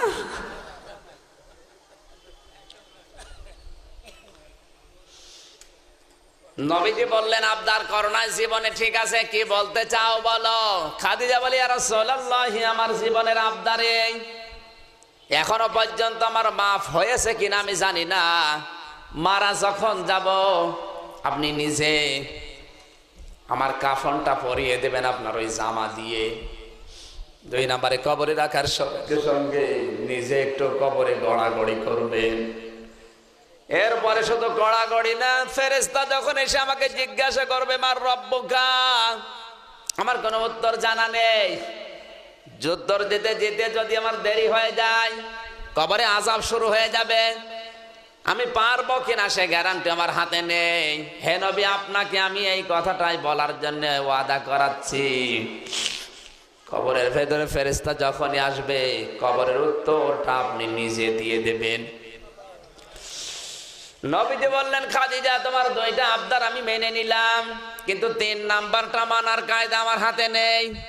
আদম থেকে শুরু করে আজ পর্যন্ত যত মানুষ কবরে গেছে কেউ কারো কবরের প্রশ্নের উত্তর দেয়নি, আমিও পারলাম না। খাদিজা ডাক দিয়ে বলে, ইয়া রাসূলুল্লাহ, আপনি যদি না পারেন, যতক্ষণ আমার আল্লাহ কোনো জবাব না দেবে সেজদা থেকে আমি মাথা তুলব না। নবীজি তাকিয়ে দেখলেন ঘরের ভেতরে ফেরেশতা জিবরাইল এসে গেছে। ডাক দিয়ে বলে, ইয়া রাসূলুল্লাহ, খাদিজার চোখের পানি মঞ্জুর হয়ে গেছে, তাকে একটু মাথা তুলতে বলেন। খাদিজার কবরের প্রশ্নের উত্তর আপনাকে দেওয়া লাগবে। নবীজি বলেন, জিবরাইল কি বললে? বলে, হ্যাঁ, আমার আল্লাহর পছন্দ হয়েছে। 3 দিনের মাথায় খাদিজার ইন্তেকাল হয়ে গেল। বিশ্ব নবী নিজে খাদিজাকে নিজের জামা মোবারক দিয়ে কাফন পরিয়ে দিলেন। কবরের ভেতরে খনন করার পরে নিজে একটু গড়াগড়ি দিলেন, কবরের ভেতরে নিজে রেখে ওপরে মাটি চাপা দিলেন। দোয়া পড়ার পরে সাহাবীরা বলে, হুজুর আপনি বাড়ি যাবেন না? বিশ্ব নবী বলেন, সাহাবীরা, খাদিজার সাথে আমার কথা দেওয়া আছে। আল্লাহ আর নবী লক্ষ্য করলেন ফেরেশতা এসে গেছে। ফেরেশতা এসে বলে, খাদিজা, আমার রব্বুকা আমার নাবিয়্যুকা ওয়া দীনুকা। উপর থেকে নবীজি ডাক দিয়ে বলে, ফেরেশতারা, খাদিজাকে প্রশ্ন করার দরকার নেই। খাদিজার যে আল্লাহ আমারও ওই আল্লাহ, খাদিজার যে ধর্ম ওটা আমারই ধর্ম, আর খাদিজার নবী আমি নবী, বিশ্ব নবী মুহাম্মদুর রাসূলুল্লাহ। এত বড় সুসংবাদ পাওয়ার পরও যদি চিন্তায় থাকে আমার ক্ষমা হয়েছে, তো আমাদের ওই রকম টেন্ডেন্সি চিন্তা নিয়ে আসার দরকার আছে না নেই? আল্লাহ বলেন, দৌড়াও এই ক্ষমার দিকে। আয়াতের তাফসিরে দেখেছি সিদ্দিক আকবর আবু বকর সিদ্দিক রাদিয়াল্লাহু তাআলা আনহু মাঝে মাঝে মসজিদে নববীতে বসে শিশুর মতো কাঁদতেন। নবীজি বলেন, অসময় বসে বসে কাঁদো কেন? হযরতে আবু বকর বলে, ইয়া রাসূলুল্লাহ, আমার বিশ্বাস হয় না আল্লাহ আমাকে কি মাফ করেছে। আমার ভাইরা, যার নামে কোরআনের আয়াত নাযিল হয়েছে নিচে সেই জায়গাটা আমি দেখে আসলাম। গারে সূর, ইদহুমা ফিল গার ইদ ইয়াকুলু লিসাহিবিহি লা তাহজান ইন্নাল্লাহা মা'ানা। আল্লাহ পাক বলেন, কোনো চিন্তা নেই, কোনো ভয় নেই, তোমরা দুইজন না, আমি আল্লাহ তোমাদের সাথে আছি। এই সাহিবিহি মানে আবু বকর, যদিও নামটা কয় স্পষ্ট কোরআনে নেই, তাফসিরের ভেতরে আছে। যার নামে কোরআনের আয়াত আল্লাহ নাযিল করে, এই মানুষের যদি এই পেরেশান, এই চিন্তা, ক্ষমা নিয়ে এত টেনশন থাকে, আমাদের কত টেনশন বেড়ে যাওয়া দরকার একটু বিবেকের কাছে প্রশ্ন করেন। এজন্য আমাদের উচিত সব সময় আল্লাহর ক্ষমার দিকে তাকানো, সব সময় চিন্তা করা, আল্লাহ আমাকে মাফ করেছে তো। আল্লাহ রাব্বুল আলামিন বলেন, জান্নাতিন আরদুহাস সামাওয়াতু ওয়াল আরদু উইদ্দাত লিল মুত্তাকিন। ওই জান্নাতের দিকে দৌড়াও যেই জান্নাতের প্রশস্ততা আকাশ আর জমিনের চাইতেও বিস্তৃত। জোরে বলেন সুবহানাল্লাহ। আল্লাহ জান্নাতের দিকে দৌড়ানোর জন্য আদেশ দিচ্ছেন। জান্নাতের বিস্তৃতি আকাশ আর পৃথিবীর চাইতেও বেশি। জান্নাতের মর্যাদা, মূল্য দুনিয়া আকাশের চাইতে, আসমান জমিনের চাইতে আল্লাহর কাছে বেশি। এই দুইটা বর্ণনায় পেয়েছে। তাম পৃথিবী 10 জায়গা জোড়া দিলে যত বড় হবে, একটা দুর্বল ইমানের মানুষকে, যার সরিষা পরিমাণ ইমান আছে, এই লোকটাকে আল্লাহ যে জান্নাত দেবে 10টা দুনিয়ার চাইতেও বড়। জোরে বলেন সুবহানাল্লাহ। এই জান্নাতের দিকে আল্লাহ দৌড়ানোর জন্য বললেন। প্রমাণ দিচ্ছেন আল্লাহ কোরআনে কারিমে, কেমন জান্নাত আমি বানিয়েছি। মাসালুল জান্নাতিল্লাতী উইদাল মুত্তাকুন ফিহা আনহারুম মিন মাইন গায়রি ইয়াসিন। জোরে বলেন আল্লাহু আকবার। আল্লাহ পাক বলেন, এমন জান্নাত আমি মুত্তাকি বান্দাদের জন্য প্রস্তুত করে রেখেছি, যার তলদেশ দিয়ে নদী আর নহর প্রবাহমান। কোন মানুষ যদি জান্নাতের ভেতরে একটু বেড়াতে যায়, আজ রাজশাহীর বিভিন্ন জায়গায় নদী পথ যেগুলোতে আছে নৌকা নিয়ে মানুষ বেড়াতে যায়, নৌকা ভ্রমণে। জান্নাতের ভেতরে যে নহরগুলো আল্লাহ বানিয়েছে, পানির নহর, মদের নহর, দুধের নহর, শারাবে তাহুরের নহর, এই সমস্ত নহরগুলোতে মানুষ যখন বের হবে পানির ভেতরে নৌকা নিয়ে, হঠাৎ একটা মাছ লাফ দিয়ে সেই নৌকার ভেতরে পড়বে, ডাক দিয়ে বলবে আসসালামু আলাইকুম ইয়া আব্দুল্লাহ, হে আল্লাহর বান্দা, তোমার উপরে আল্লাহর শান্তি বর্ষিত হোক। মুফাসসিরে লিখেছেন, লোকটার যদি মনের ভেতরে এই কামনা হয়, আল্লাহ মাছটা খেতে পারলে ভালো হতো, কি সুন্দর মাছ, নবীজি বিশ্ব নবী বলেন বলাও লাগবে না যে খাবো, মনের ভেতরে শুধু আকাঙ্ক্ষা কামনা এসেছে, সঙ্গে সঙ্গে মাছটা ভনা হয়ে তার সামনে চলে আসবে। এরকম পরিবেশ দুনিয়ায় কোন জায়গায় আছে? কথা বলেন। এই জন্যে জান্নাত হচ্ছে মুমিনের কাম কল্পনা। আল্লাহ বলেন এমন জান্নাত আমি বানিয়েছি যা দুই চোখে কোনোদিন দেখেনি, দুই কানে কোনোদিন শোনেনি, কোন মানুষের হৃদয়ের কল্পনাও কোনোদিন উদয় হয়নি। এজন্য মুমিনের জান্নাত হবে তার কল্পনা। কল্পনার রাজ্য ছোট না বড়? এই কয়েকজন বলছেন, এই আপনারা ঘুমাচ্ছেন? কল্পনার রাজ্য বড় না ছোট? আজ অনেকে অনেক কিছু কল্পনা করে আছে, বাস্তবে প্রমাণ করা কঠিন না সহজ? অনেক কঠিন বাস্তব প্রমাণ করাই কল্পনা। তো মুমিনের যেইটাই কল্পনা ওইটাই তার জান্নাত। জোরে বলেন সুবহানাল্লাহ। ওইটা পাওয়ার জন্য আমরা আছি।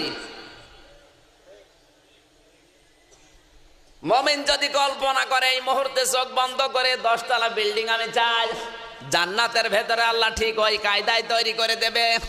দুনিয়ায় এমন কোন পরিবেশ নেই যেখানে মানুষ বলবে আমি এক মুহূর্তে 10 তলা বিল্ডিং চাই, হবে? সময় দেওয়া লাগবে, ইট লাগবে, বালি লাগবে, সিমেন্ট লাগবে, মিস্ত্রি লাগবে, ইঞ্জিনিয়ার লাগবে, কত কিছু, তারপরে 10 তলা বিল্ডিং এ 2 বছর সময় লাগবে।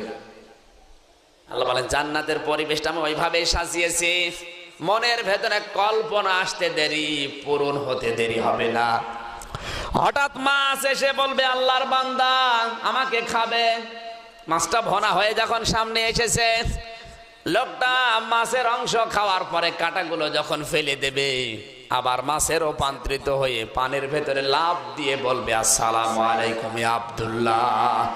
জোরে বলেন আল্লাহু আকবার। আল্লাহ আমাদের ভাগ্যে যেন এটা লিখে রাখে। জোরে বলেন আমিন। এর দিকে দৌড়ান। কোন দিকে দৌড়াচ্ছেন? উইদ্দাত লিল মুত্তাকিন। আল্লাহ বলেন আমি বানিয়েছি মুত্তাকিদের জন্য। কাদের জন্য? আল্লাহ বলেন এই জান্নাতের দিকে দৌড়াও, ক্ষমার দিকে দৌড়াও, এটা বানিয়েছি আমি, প্রস্তুত করে রেখেছি মুত্তাকিদের জন্য। তাহলে জান্নাত কি তৈরি করা আছে না নেই? আরো আসতে বলো। উইদ্দাত মানে প্রস্তুত করে রাখা। আমি আল্লাহ জান্নাত প্রস্তুত করে রেখেছি এই মুত্তাকি বান্দাদের জন্য, যারা ভদ্রলোক হবে। এখন এই মানুষগুলো কারা? আমরা যদি ওই গুণগুলো ভেতরে নিয়ে আসতে না পারি, জান্নাত বানানো থাকবে ঠিক, কিন্তু আমাদের জন্য না। কথা বলেন। আল্লাহ রাব্বুল আলামিন বলেন এই মানুষগুলো কারা? আল্লাযীনা ইউনফিকুনা ফিস সাররাই ওয়াদ-দাররাই ওয়াল কাযিমিনাল গায়যা ওয়াল আফিনা আনিন নাস। এক নম্বরে যারা খরচ করবে, কি করবে বলেন? ফিস সাররাই ওয়াদ-দাররা। সে যদি আনন্দেও থাকে, দুঃখেও থাকে, সুখে থাক আর দুঃখে থাক, ওই লোকটা খরচ করবে। এখন খরচটা করবে কি? ইউনফিকুনা, আল্লাহ মোসারে দিয়েছেন যতদিন বেঁচে আছেন ততদিন করা লাগবে। নাফাক মানে সুড়ঙ্গ, যেটার এক মুখ দিয়ে দিলে আর এক মুখ দিয়ে পাওয়া যায়। এখানে যে খরচের কথা আল্লাহ দিয়েছেন, শুধু সম্পদ খরচ করা না।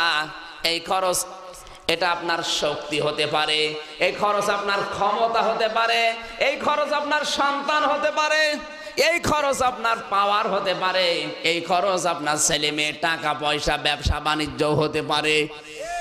যা আল্লাহ দিয়েছেন জীবন চালাতে আপনাকে, ঈমান যদি আপনার থাকে আল্লাহর প্রতি যে জান্নাত আমি যেতে চাই, দৌড়িয়ে দৌড়িয়ে অবশ্যই দুনিয়াতে যা পেয়েছেন সব খরচ করা লাগবে। এটা হচ্ছে আজ আমাদের ছেলে মেয়েগুলো খরচ হয় শয়তানের রাস্তায়, আর আমরা দৌড়াচ্ছি। হজে যাওয়ার পরে শয়তানকে যেখানে পাথর মারে ওই জায়গায় যে দেখে এক মুরব্বী নোয়াখালীতে বাড়ি, 49টা পাথর নিয়েছে এক কৌটার ভেতরে। এত রাগ হয়েছে শয়তানের উপরে, একবার এই পাথরগুলো মেরে দিয়েছে। পাথর তোমার লাগবে 3, শয়তানকে 3 7 21টা।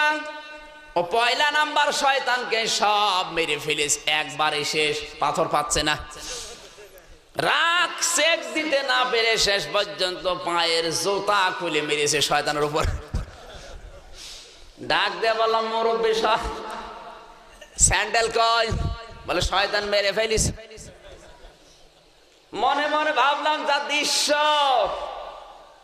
দাঁড়িয়ে অনেক গোপনে নমো, বয়স 60 বছর প্রায়, এখানে মাত্র পিলার বানানো, এই শয়তান মারার জন্য পাথরে হয় না, আপনার স্যান্ডেল খোলা লাগে। আর দেশে যাওয়ার পরে আপনি শয়তানের মিছিলে ব্যানার ধরে আগে আগে থাকেন। জোরে বললে আবার মাইন্ড করে, মনে মনে বললাম এইরকম মুরব্বী দেশে আছে না নেই?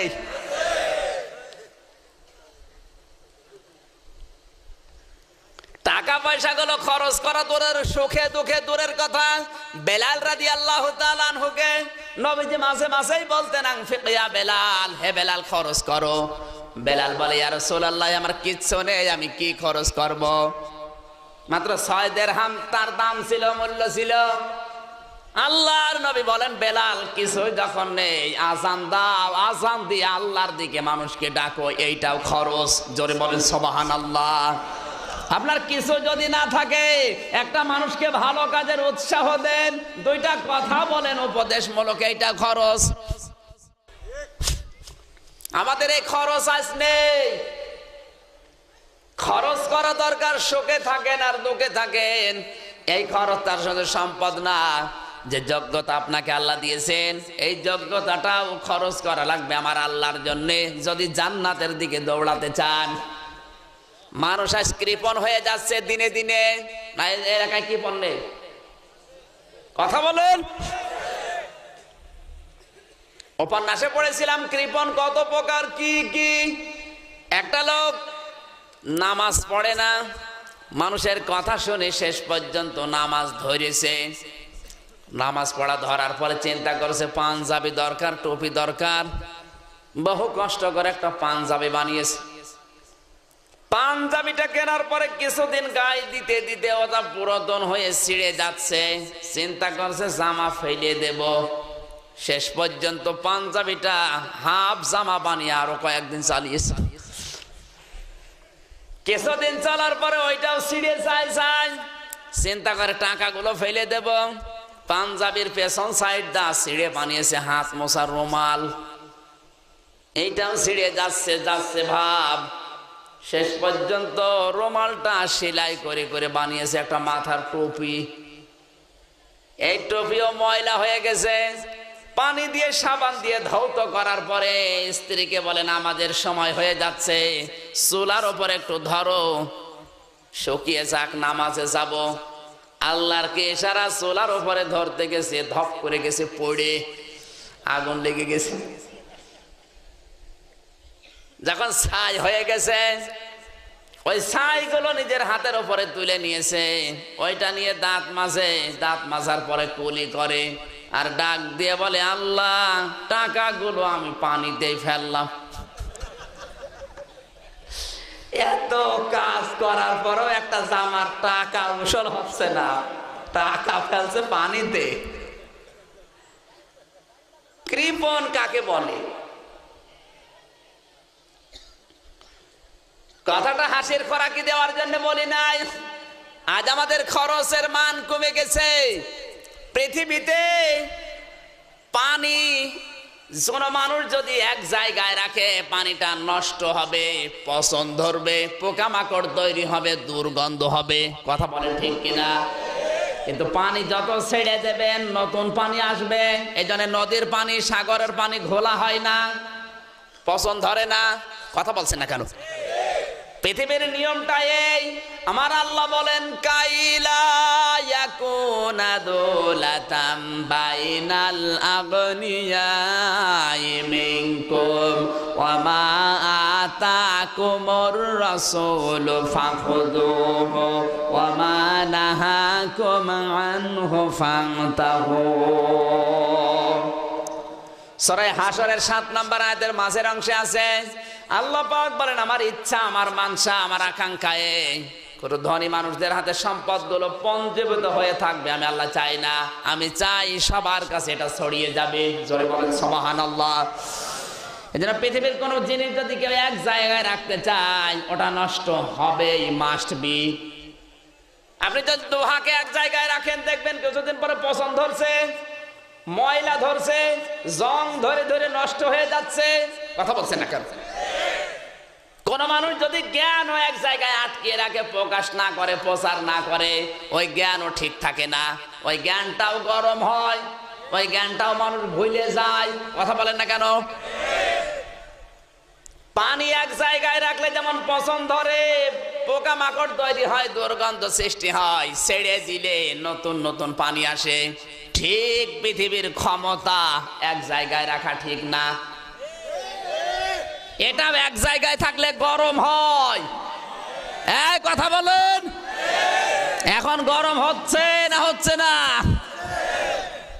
সব কিছু গরম হয়ে যাচ্ছে। এটা যদি আজ হাত বদল হতো এত গরম হতো? আমি কি আরো নিচে নামবো? এটা এক জায়গায় আছে এজন্য এত গরম, শরীর চলে না অথচ গরম দেখায়। সৌদি আরবে জানতো বিভিন্ন সেমিনার করে, বিভিন্ন দাওয়া সেন্টার তৈরি করে, রাষ্ট্রের পক্ষ থেকে টাকা পয়সা দিয়ে দিয়ে আরো কোরআন হাদিস প্রকাশ করার, প্রচার করার ব্যবস্থা তারা করছে। আমি জিদ্দায় যেই কয়টা মাহফিল করেছি কোরআনের, সব রাষ্ট্রের পক্ষ থেকে। আর আমার দেশে ৯৬% মুসলমান, সরকারও মুসলমান, মন্ত্রীও মুসলমান, এমপিও মুসলমান, জনগণও মুসলমান। কোরআন শুনে জনগণ পরিবর্তন হবে, সেই কোরআনের মাহফিলে খরচ তো দূরের কথা, আর ৪৪ ধারা দেয়। ধনী আর কোন জিনিস এক জায়গায় রাখবেন না। যত খরচ করবেন, যত হাত বদল করবেন, তত বাড়বে। আল্লাযীনা ইনফিকুনা, খরচ করো আমি আল্লাহ বাড়িয়ে দেব, এ বিশ্বাস এখন আমাদের নেই। এই জন্য খরচ নেই, যা পাচ্ছে সব জমা হয়। জমা করতে করতে আজরাইল এসে যাচ্ছে, তাও জমা করা ছাড়ে না।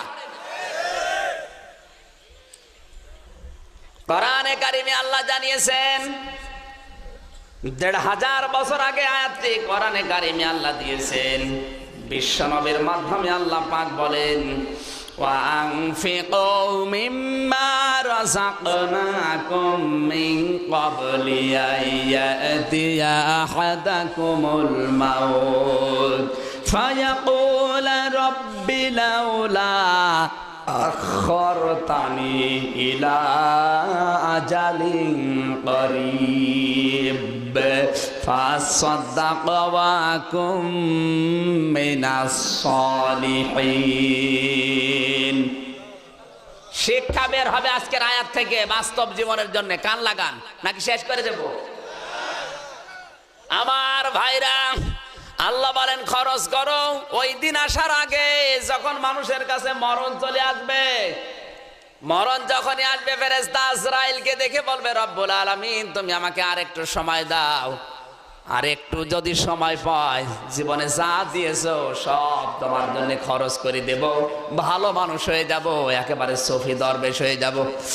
আল্লাহ পাক বলেন বান্দা সময় দিয়েছিলাম ১ দিন ২ দিন না, এখন তুমি মাত্র কয়েক সেকেন্ড, কয়েক দিন সময় আমার কাছে চাও, অথচ ৬০ বছর ৭০ বছরের বিশাল হায়াত দিয়েছি। এত বড় বিশাল জীবনও যখন খরচ করতে পারো নাই, তোমাকে ১০০০ বছর হায়াত দিলে তুমি যে খরচ করবে তার গ্যারান্টি কই? এখনই সময়।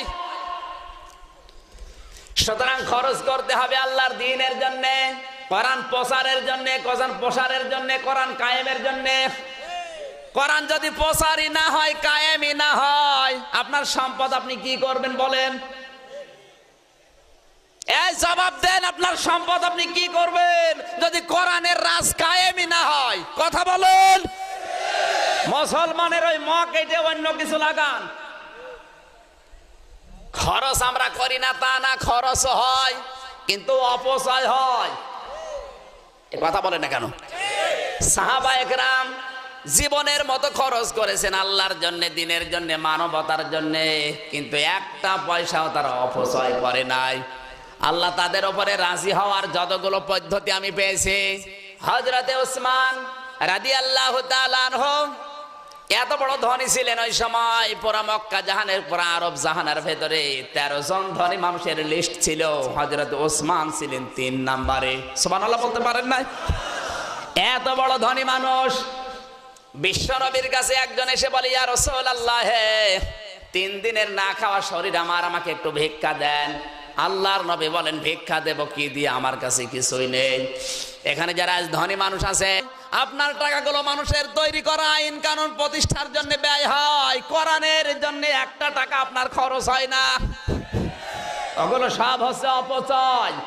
অথচ আল্লাহ দিয়েছেন দৌড়াও ক্ষমার দিকে, জান্নাতের দিকে।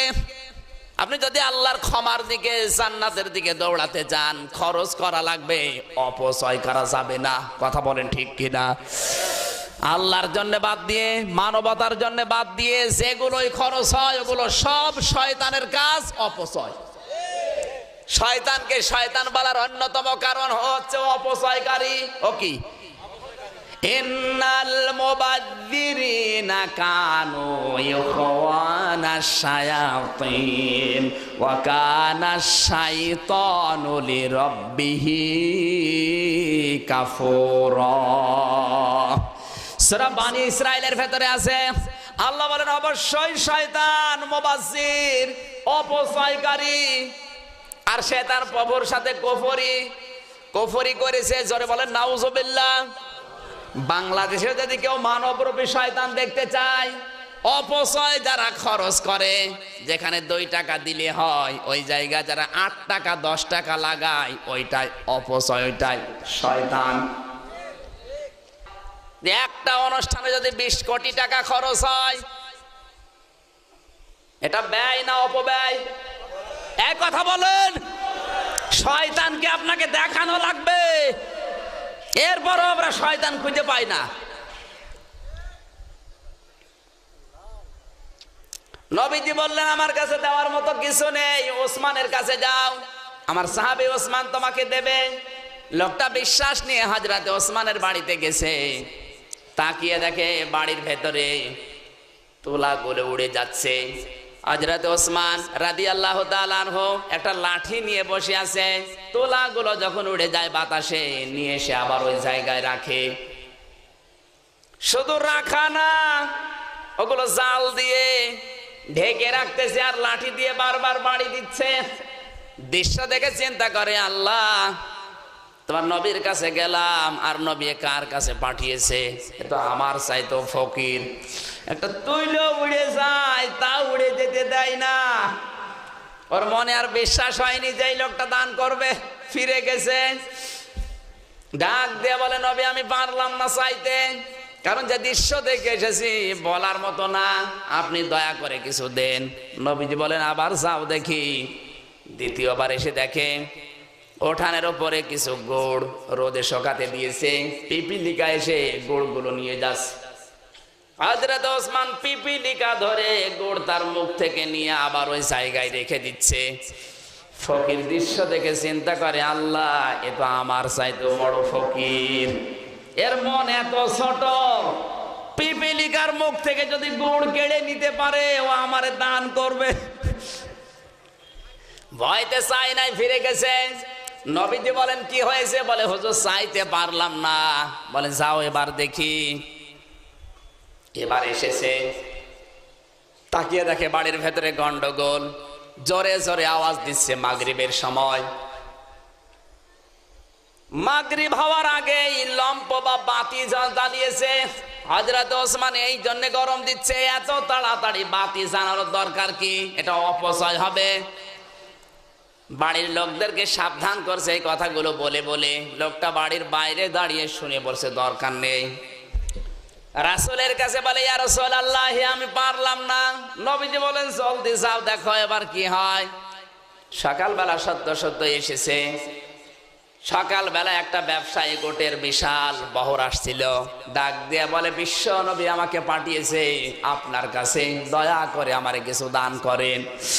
হযরত ওসমান পকেটে হাত দিয়ে দেখলেন সেমন কিছু নেই। ডাক দিয়ে বলে, আল্লাহর বান্দা একটু দাঁড়াও, দেখি কিছু করতে পারি কিনা। হঠাৎ তাকিয়ে দেখে মরুভূমির ভেতর থেকে উটের পাল আসতেছে বোঝায় মাল নিয়ে। ডাক দিয়ে বলে, ওই তো আমার ব্যবসায়িক মাল নিয়ে উটগুলো আসতেছে, যে উট তোমার পছন্দ হয় ওই মাল ভর্তি উট নিয়ে তুমি চলে যাও। লোকটা এতক্ষণ পর মনে মনে চিন্তা করছে, ওসমান কি আমার সাথে ঠাট্টা করে?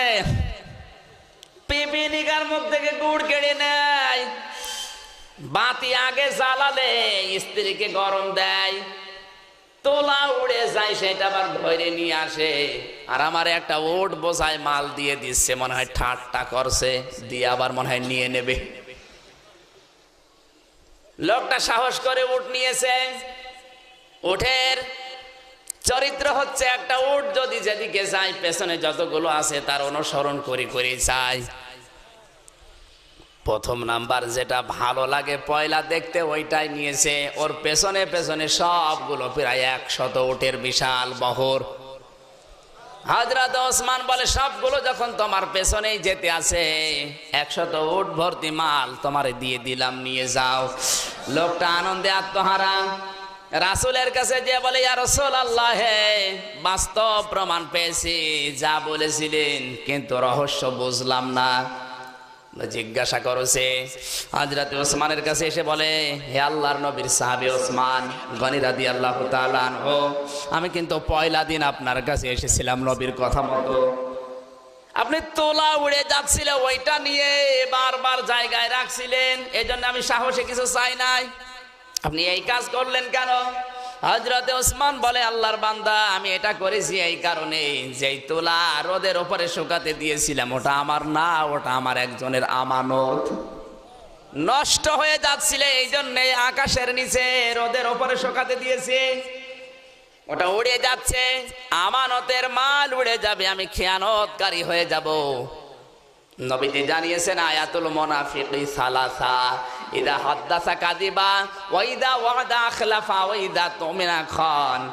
মুনাফিক যদি দেখতে যাও 3টা বিষয় লক্ষ্য করবা, কথা বললেই মিথ্যা কথা বলে, ওয়াদা করলে ভঙ্গ করে, আর কিছু তার কাছে দিলে ওইটা খেয়ানত করে। আমানতের মাল আমার কাছে থাকতে খেয়ানত হবে, আমি নবীর উম্মত। এই সেন্সাস বাংলাদেশের যারা দায়িত্বে আছে এদের ভেতরে যদি থাকতো এ দেশটা পরিবর্তন হয়ে যেত। সেন্স নিয়ে আসা দরকার। আমানতের মাল লক্ষ লক্ষ টাকা উপর থেকে বাজেট হয়, একটা এমপির আন্ডারে, মন্ত্রীর আন্ডারে, মেয়রের আন্ডারে, উপজেলা চেয়ারম্যানের আন্ডারে যত মাল আসে। আমার দাদা 21 বছর চেয়ারম্যানই করছে, আমি জানি। এই সম্পদগুলো যদি সঠিকভাবে আমানতের মাল হিসাবে ব্যবহার করা হয়, 1 ইঞ্চি রাস্তা বাংলাদেশে কাঁচা থাকার কথা না। মানে দায়িত্ব নিয়ে বসে আছে। আমানতের মাল যদি কেউ খেয়ানত করে, যাকে দেওয়ার দরকার ছিল তাকে না দিয়ে অন্য জায়গায় পৌঁছিয়ে দেন, কিয়ামতের দিন আপনার কপালে আল্লাহ মুনাফিক লিখে দেবে, মুনাফিক হয়ে উঠবে। এরকম মানুষ কি বাংলাদেশে 2-1টা আছে না? এই আসতে বলেন, আছে মানে আমরাই।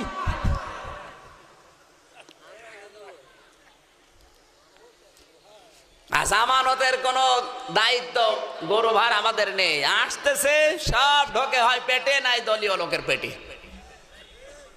মাস্তিদের জন্য টাকা বাজেট হয়, ওই টাকা নিয়ে আসতে গেলে ঘুষ দেওয়া লাগে।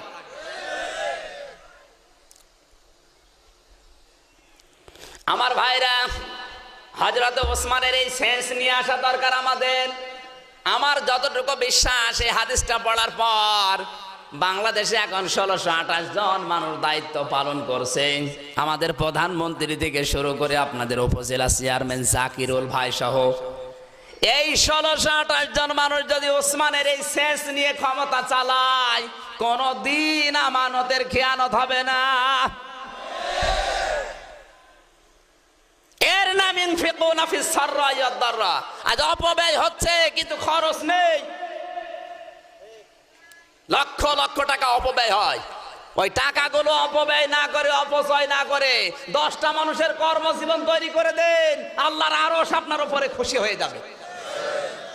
ইসলামী বোঝে না, ও তো দৌড়াচ্ছে জাহান্নামের দিকে।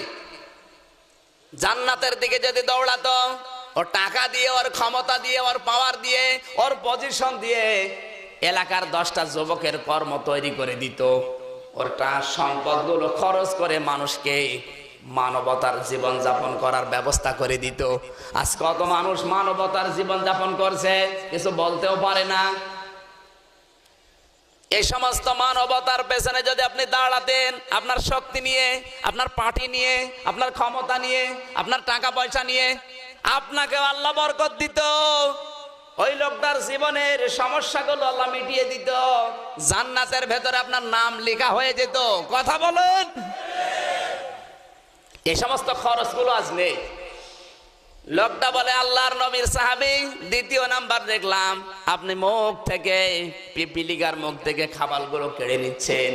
বলে দেখো এই গোড়গুলো রাষ্ট্রের গোড় আমার কাছে আমানত রেখে দিয়েছে, রাষ্ট্রের জনগণের গোড়গুলো আমি আমানত হিসাবে রেখেছি, পৌঁছিয়ে দেব। নষ্ট হয়ে যাচ্ছিল জন্য রোদে শুকাতে দিয়েছিলাম, জনগণের কাছে পৌঁছানোর আগ পর্যন্ত পিপিলিকা নিয়ে যাবে, কিয়ামতে আমি দায়িত্ব নিয়ে কি জবাব দেব। এজন্য যতক্ষণ পর্যন্ত আমার দায়িত্বে আছে, পিপিলিকাকেও আমি খেতে দেইনি।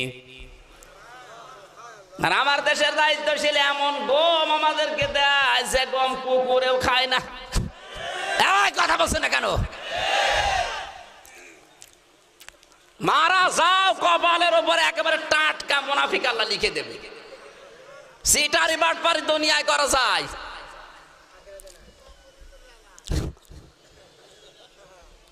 লোকটা বলে ওসমান, 3 নম্বরে দেখলাম আপনি বাড়ির ভেতরে জোরে জোরে চিল্লাচ্ছেন, সন্ধ্যার আগে একটু বাতি জ্বালিয়েছে, এই জন্যে বাড়ির লোকদেরকে আপনি গরম দিচ্ছেন, কারণ কি? হযরত ওসমান বলে দেখো সন্ধ্যা হওয়ার পরে বাতি জ্বালাতে হবে, এইটাই নিয়ম। এখনো সন্ধ্যা তেমন হয়নি, এখনো আলো কিছুটা আছে, অন্ধকার না হওয়ার আগেই বাতি জ্বালিয়েছে। এই যে তেল নষ্ট হচ্ছে, এই জয়তুনের তেলগুলো পড়তেছে, কিয়ামতের দিন না জানি আল্লাহ আমাকে অপব্যয়কারী আবার ধরে নাকি। ডাক দিয়ে বললেন ওসমান, আপনার যে সম্পদ 100টা উট ভর্তি বোঝায় মাল আপনি আমাকে দিয়ে দিলেন, কোন কারণে? এটা কি আপনার কষ্ট হচ্ছে না? বলে না, কারণ যতগুলো দিয়েছি কমপক্ষের 10 গুণ আল্লাহ আমাকে জান্নাতে তোলা রেখে দিয়েছে। মান জাআ বিল হাসানাতি ফালাহু আশরু আমসালিহা। এই পৃথিবীতে কোনো মানুষ যদি একটা নেক কাজের সূচনা করে, মহান আল্লাহ বলেন কমপক্ষে 10 গুণ ওটা বৃদ্ধি করে আখিরাতে আমি তুলে রাখি। সুবহানাল্লাহ বলতে পারেন না? এজন্য যতটুকু খরচ করবেন দুনিয়ায় মানবতার জন্য, ইসলামের জন্য, আল্লাহর জন্য, কমপক্ষে 10 গুণ আল্লাহ বাড়াবে। আশারু আমসালিহা, 10 গুণ আল্লাহ বাড়িয়ে কিয়ামতে আপনার জন্য তুলে রাখবে। এজন্য খরচ করতে হবে আমাদের যা আছে। কিছু না থাকলে কথা বলে মানুষদেরকে সৎ পথে ডাকেন, এইটাও খরচ। আল্লাহ পাক বলেন জান্নাতের দিকে যারা দৌড়াতে চায়, 2 নম্বরে তাদের গুণ হবে ওয়াল কাযিমিনাল গায়জ। ওই মানুষগুলো রাগ সেক দেবে। কি সেক দেবে? আজ আমরা রাগ সেক দিতে পারি, রাগ হতে দেরি, বউ তালাক দিতে দেরি নেই। না এলাকায় বউ তালাক নেই। অনেকে মোবাইল করে বলে হুজুর রাগের মাথায় তালাক দিয়ে ফেলেছি, এখন আমার কি হবে? বউ কি মানুষ রাগের মাথায় তালাক দেয় না ভালোবেসে দেয়? এই কথা বলছে না কেন? কেউ কি বলে বউ আমি তোমাকে খুব ভালোবাসি তালাক দিলাম? এজন্য রাগ যাদের হবে, নবীজি বলেন ওইটাই তো মহাবীর, ওইটাই তো মহাপুরুষ। যেই লোকটা কুস্তির ময়দানে নিজেকে বিজয় করেছে ওইটা আসল বীর না, ওইটাই আসল বীর যে তার রাগ হওয়ার পরে চেক দিতে পারে। আজ আমাদের এই কন্ট্রোলটা নেই, রাগ হতে দেরি, গালি গালাজ করতে দেরি নেই। অনেক মানুষকে দেখি যুবক ছেলে যুবতী মেয়ের সামনে স্ত্রীকে গালি দিচ্ছে। এরকম বেকুব আছে না নেই? 60 বছর 70 বছরের মুরব্বী মানুষ হজ করে এসেছে হাজী সাহেব, অথচ স্ত্রীর উপরে কোনো একটা বিষয়ে রাগ হয়েছে, একটু বুঝিয়ে বলা তো দূরের কথা, আগে ওর মুখে চলে 180 মাইল বেগে গালি। এলাকায় গালি নেই? আছে মানে কত প্রকার কি কি, শুধু গ্রামের রাস্তা দিয়ে একটু চলবেন। যুবতী মেয়ের সামনে যুবক ছেলের সামনে মাকে গালি দিচ্ছে, আপনার লজ্জা করে না? এরকম বাবা আছে না?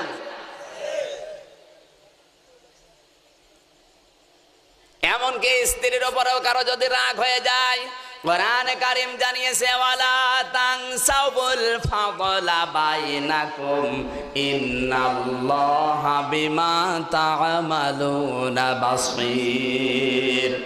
সাবধান, কারো স্ত্রীর উপরে কারো যদি রাগ হয়ে যায়, আজকের একটা বিষয় নিয়ে মন খারাপ হয়েছে তোমার, তড়ি ঘড়ি কোনো সিদ্ধান্ত নিতে যেও না, তালাক দিও না, মারধর করো না, বাড়ি থেকে বের করে দিও না। আজকের একটা বিষয় হয়তো তোমার রাগ হয়েছে, কিন্তু স্ত্রীর অনেক অবদান তোমার উপরে আছে। অনেক জেনা ব্যভিচার থেকে তোমাকে বাঁচিয়ে দিয়েছে। ওই সমস্ত দিনের কথা স্মরণ করে আজকের অপরাধ মাফ করে দাও। জোরে বলেন সুবহানাল্লাহ। আজ সন্তানগুলো আমাদের হাতছাড়া হয়ে যাচ্ছে, খারাপ হয়ে যাচ্ছে, তার অন্যতম কারণ আমরা রাগ চেক দিতে পারি না। ও যদি কোনো খারাপ রাস্তায় যায়, নিয়ে আসেন, বোঝান, প্রতিদিন 1 বার 2 বার 3 বার করে সালাম দেন। বিশ্বনবী বলেন প্রতিদিন যদি 20 বার করে কেউ তার সন্তানকে সালাম দিতে পারে, মহান আল্লাহ এই সন্তানের উপরে রহমত নাজিল করে। সালাম নেই, শুধু গরম। যেগুলো শিক্ষা দেওয়ার দরকার ছিল ওগুলো দেয়নি। আমার ভাইরা জানে রাগ যার উপরে হোক, শুধু আমি আমার আপনাদের জন্য না, আমাকেও বলছি আজকে থেকে এই ওয়াজটা আমিও যেন আমল করতে পারি। আমার সন্তান, আমার আত্মীয় স্বজন, আমার স্ত্রী, আমার মা বাবা, আমার সহপাঠী যারা আছে, রাগ হলে যেন আমি চেক দিতে পারি। আল্লাহ তৌফিক দান করেন আমাদের। জোরে বলেন আমিন। এটা জান্নাতে দৌড়িয়ে যারা যেতে চায় তাদের গুণ, এ গুণ আমাদের আছে। 100 জনের 2 জন, 98 জনই আমরা আয়াতের বাইরে। রাগ হলে চেক দিতে পারে এরকম বাস্তব কিছু মানুষ আমি দেখেছি।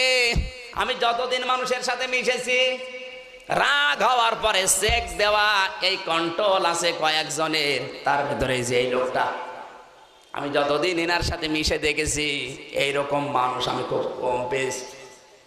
এত ধৈর্য, এত সহ্য আল্লাহ দিয়েছে, দেখতে মনে হচ্ছে মাটির মানুষ, আসলেই মাটির মানুষ।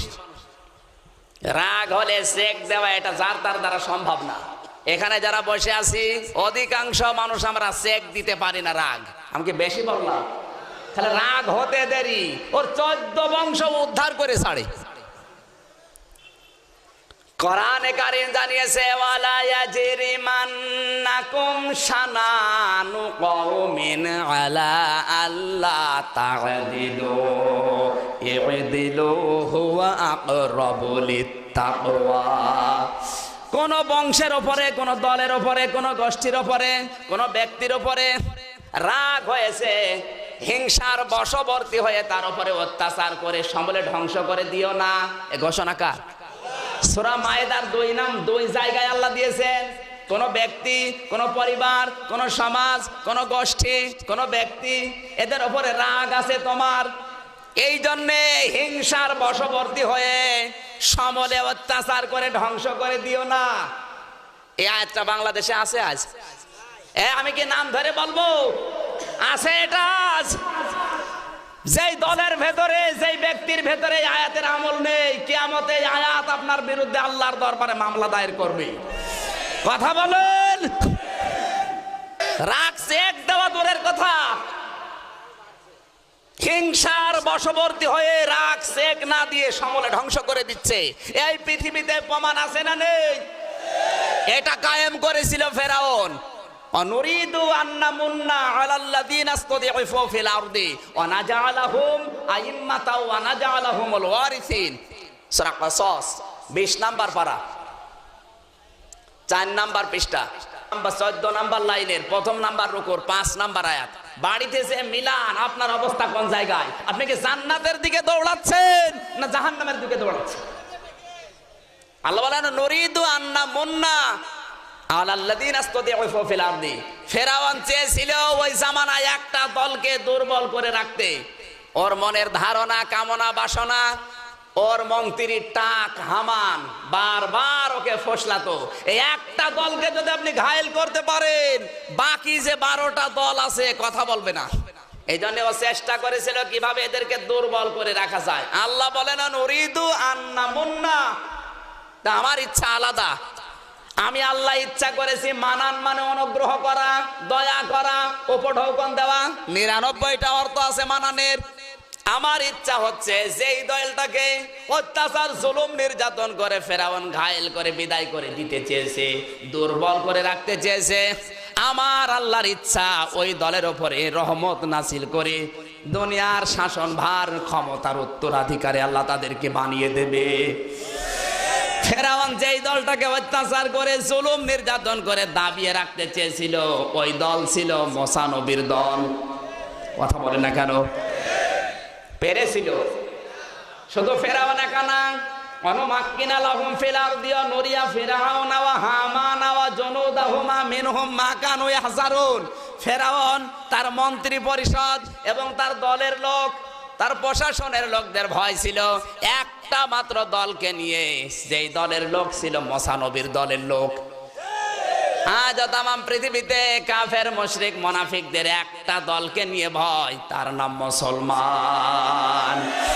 ওদের সবার টার্গেট এদেরকে যদি দুর্বল করে রাখা যায়, তামাম পৃথিবীর উপরে ক্ষমতা চালানো যাবে। আল্লাহর ইচ্ছা আলাদা। আল্লাহর ইচ্ছা কি বলেন? ইন্নাল আরদা লিল্লাহ। আল্লাহ বলেন আমি আল্লাহর জমিন, আকিবাতুল লিল মুত্তাকিন, এটা আমি তৈরি করে রেখেছি পরিণাম দেওয়ার জন্য, মুত্তাকি যারা হবে তাদের জন্য। চর্মচোখে হয়তো দেখা যায় উল্টা পাল্টা, চশমাটা খুলে ফেলেন, আসল বিষয় দেখা যাবে। এই কথা বোঝা যাচ্ছে না? রাগ চেক দেওয়ার নীতি অবলম্বন করেন, মানুষ আসবে আপনার কাছে। রাগ যদি চেক না দিতে পারেন, কুকুরও আসবে না, কুকুরও পালাবে। হিংসা এত বেশি আজ আমাদের তৈরি হচ্ছে, নিজের হোক আকাশ বরাবর, পাশের মানুষের যেন না হয়। নাকি এলাকায় এরকম মানুষ নেই? আছে মানে মনে করছেন হুজুর কিছু জানে না। একটা লোক চাষ করতে গেছে, নাঙ্গলের নিচে হঠাৎ করে একটা পাথর পেয়েছে, পাথরে দিয়েছে ঘষা, দেখে এক দৈত্য বের হয়েছে। দৈত্য বের হওয়ার পরে বলে, মালিক আপনি কি চান? তাড়াতাড়ি আমারে বলেন, যা চাবেন আমি তাই এনে দেব, কিন্তু বিষয় সমস্যা একটা, আপনাকে আমি যা চাবেন এনে দেব, কিন্তু পাশে যে লোকটা থাকবে তার ডবল হয়ে যাবে। চিন্তা করছে, এত কষ্ট করে আমি পাথর পেলাম, আমি পাবো 1 টাকা, আর পাশের বাড়ি যে ও পাবে 2 টাকা, আমি কিছু চাবো না, থাক। পাথরটা নিয়ে ঘরের ভেতরে রেখেছে। স্ত্রীকে বলে, সাবধান, এ পাথর যেন নাড়বা না। মাঠে কাজে গেছে, মেয়েদেরকে যেটা নিষেধ করবে ওটা আগে করবে। ও যখন বাড়ি নেই, আস্তে করে পাথর বের করেছে, পাথর বের করে দিয়েছে ঘষা। হঠাৎ দৈত্য বের হয়ে বলে, মালিক কি চান বলেন, যা চাবেন তাই এনে দেব। চিন্তা করছে, সারা জীবন কাঁচা ঘরে বাস করি, আর কত কষ্ট করব।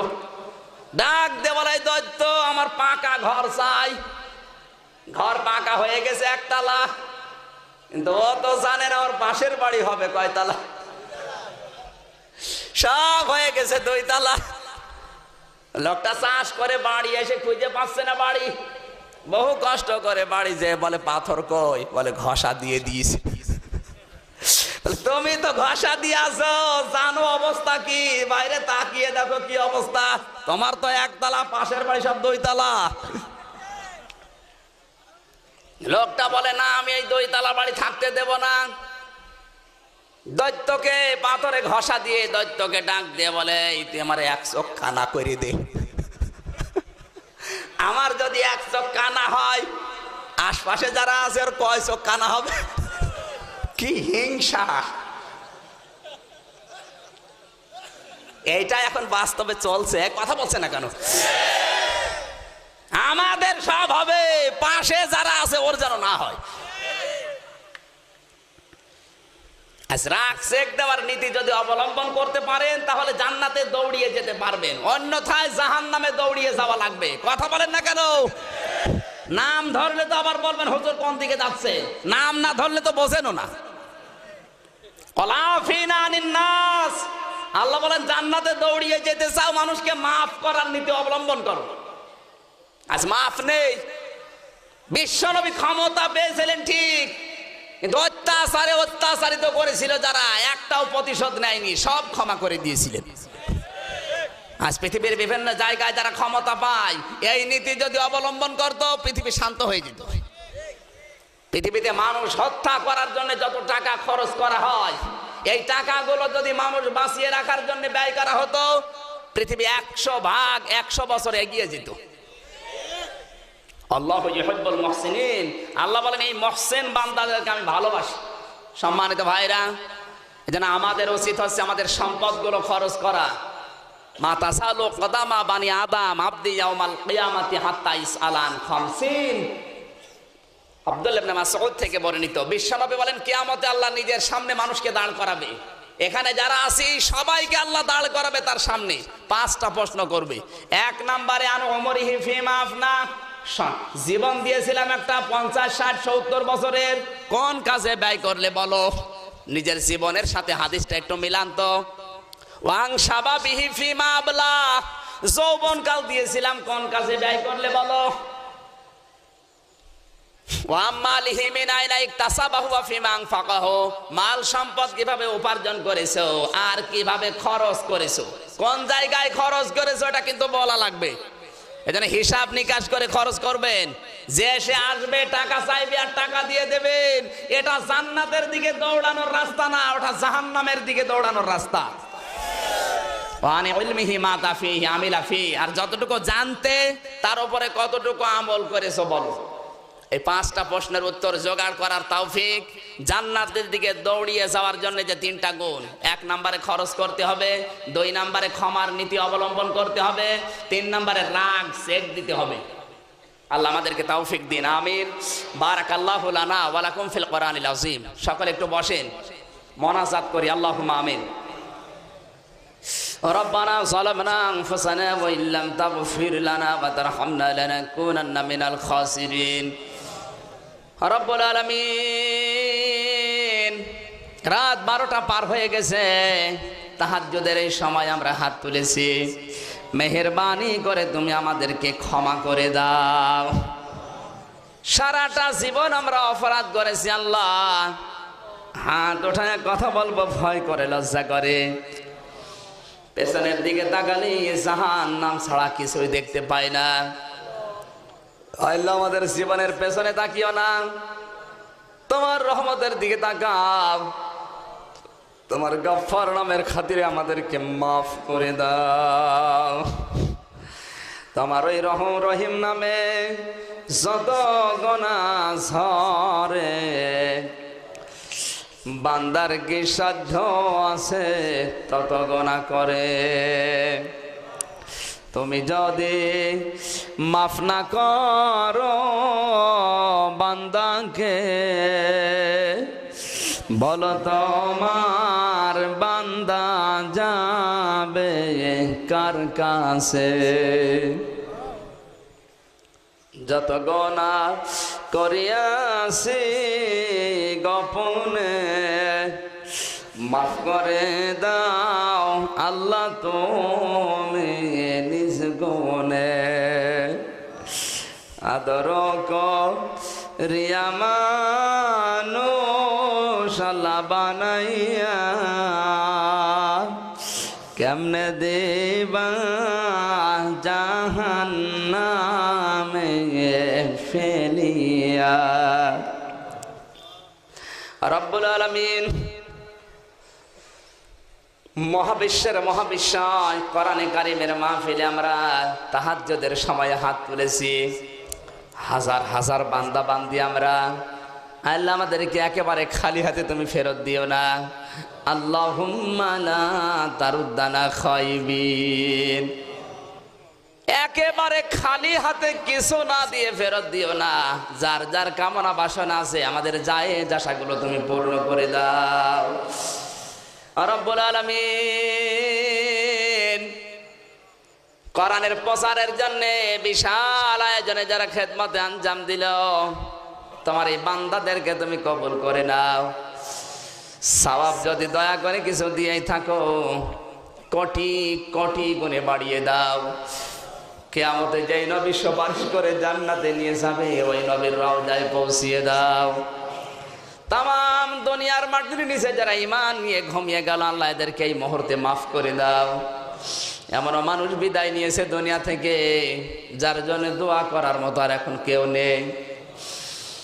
কোরআনে কারিমের মাহফিল থেকে রাজশাহীর এই ময়দানে বসে তোমার দরবারে আমরা দোয়া করি, মুসলমান যারা বিদায় নিয়েছে এদের কবর তুমি জান্নাত বানিয়ে দাও। মা বাপ যারা হারিয়ে ফেলেছে আল্লাহ, এই মানুষগুলোকে তুমি কবরে জান্নাত তৈরি করে দাও। মা বাবা হারা সন্তান যারা হাত তুলেছে, আল্লাহ তাআলা মা বাপকে ক্ষমা করো।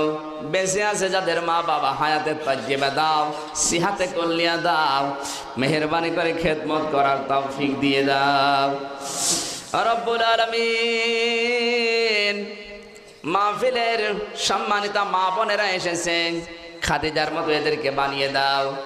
স্বামী সংসারে যাদের অশান্তি আছে, রাগ সেক দিয়ে সংসার করার তৌফিক দাও। সূরা আলে ইমরান 133 34 এই দুইটা আয়াত আমাদেরকে তুমি আমল করার তৌফিক দাও রব্বুল আলামিন। জান্নাতের দিকে, তোমার ক্ষমার দিকে তুমি দৌড়ানোর আদেশ দিয়েছো। দৌড়াতে হলে যে গুণগুলো দরকার ওগুলো অর্জন করার সুযোগ করে দাও। আমরা যেন আমার জীবনকে আমরা খরচ করতে পারি, আমাদের সম্পদ, ছেলে মেয়ে, টাকা পয়সা তোমার জন্যে, মানবতার জন্যে, ইসলামের জন্যে বিলিয়ে দিতে পারি। ওই মন, ওই ঈমান আমাদেরকে দান করো। রাগ সেক দেওয়ার মতো শরীর দান করো আল্লাহ। মানুষকে ক্ষমা করার নীতি অবলম্বন করার তৌফিক দাও। মাহফিলের সম্মানিত সভাপতি তোমার বান্দা হাজিউল হারামাইন আমার আরাফাতি ভাই, আল্লাহ মেহেরবানি করে তুমি তাকে ক্ষমা করে দাও। সহ সভাপতি যারা আছে, প্রধান অতিথি, বিশেষ অতিথি সহ নাম না জানা যত আলেম এসেছে এদেরকে কবুল করে নাও। তোমার যে বান্দার মাধ্যমে সেই কুষ্টিয়া থেকে পর্যন্ত কোরআনের কথাগুলো বলার জন্য এসেছিলাম, মশিউর রহমান, হাফেজ আব্দুর রশিদ, মাওলানা গোলাম মর্তুজা, ডাক্তার হাফিজুর রহমান আকন্দ, মাওলানা রবিউল ইসলাম, আবুল কাশেম ভাই সহ নাম না জানা যত মানুষ এই মাহফিলের জন্য সময় দিয়েছে, শ্রম দিয়েছে, মেধা দিয়ে, যোগ্যতা দিয়ে, টাকা পয়সা দিয়ে, মেহনত করে করে পর্যন্ত এনেছে, আল্লাহ সবাইকে ছেড়ে দিলাম তোমার কুদরতি কোলে তুলে নাও। দেশের ওপরে তোমার রহমত নাজিল করো, আসমান জমিনের বালা মুসিবত থেকে হেফাজত করো। কয়েকদিন পর নির্বাচন আসতেছে, তোমার যে বান্দাগুলো প্রতিনিধি হওয়ার জন্য দাঁড়িয়েছে, তুমি যাকে যোগ্য মনে করো, যার দ্বারা তোমার ইসলামের জনগণের কাজ হবে, তাকে তুমি বিজয়ী করে দিও। আল্লাহুম্মা রাব্বির হামহুমা কামা রাব্বায়ানি সাগীরা। যাদের ছেলে মেয়েরা লেখাপড়া করে এদের মেধাস্মৃতি করে দাও, যাদের রোগ শোক আছে দূর করে দাও। আল্লাহ তাআলা রোগের পেছনে টাকা খরচ না করে ওই টাকাগুলো তোমার কোরআন প্রচারের কাজে ব্যয় করার সুযোগ করে দাও। আলহামদুলিল্লাহি রাব্বিল আলামিন। মরণ যেদিন আসবে তোমার ওই কালেমাটা আমাদের মুখে দয়া করে জারি করে দিও, লা ইলাহা ইল্লাল্লাহ মুহাম্মাদুর রাসূলুল্লাহ। আসসালামু আলাইকুম ওয়া রাহমাতুল্লাহ। সুপ্রিয় দর্শক শ্রোতা, এতক্ষণ আপনারা শুনছিলেন হাফেজ মাওলানা আমির হামজা সাহেবের গুরুত্বপূর্ণ বক্তব্য। ভিডিও পরিচালনা, সম্পাদনা ও প্রযোজনা আলী আহমদ আকান্দ। ধারা বর্ণনায় আমি অ্যাডভোকেট আজহারুল ইসলাম রানী। পরিবেশনায় তাহজিব সেন্টার, রাজশাহী। মোবাইল 017120640333।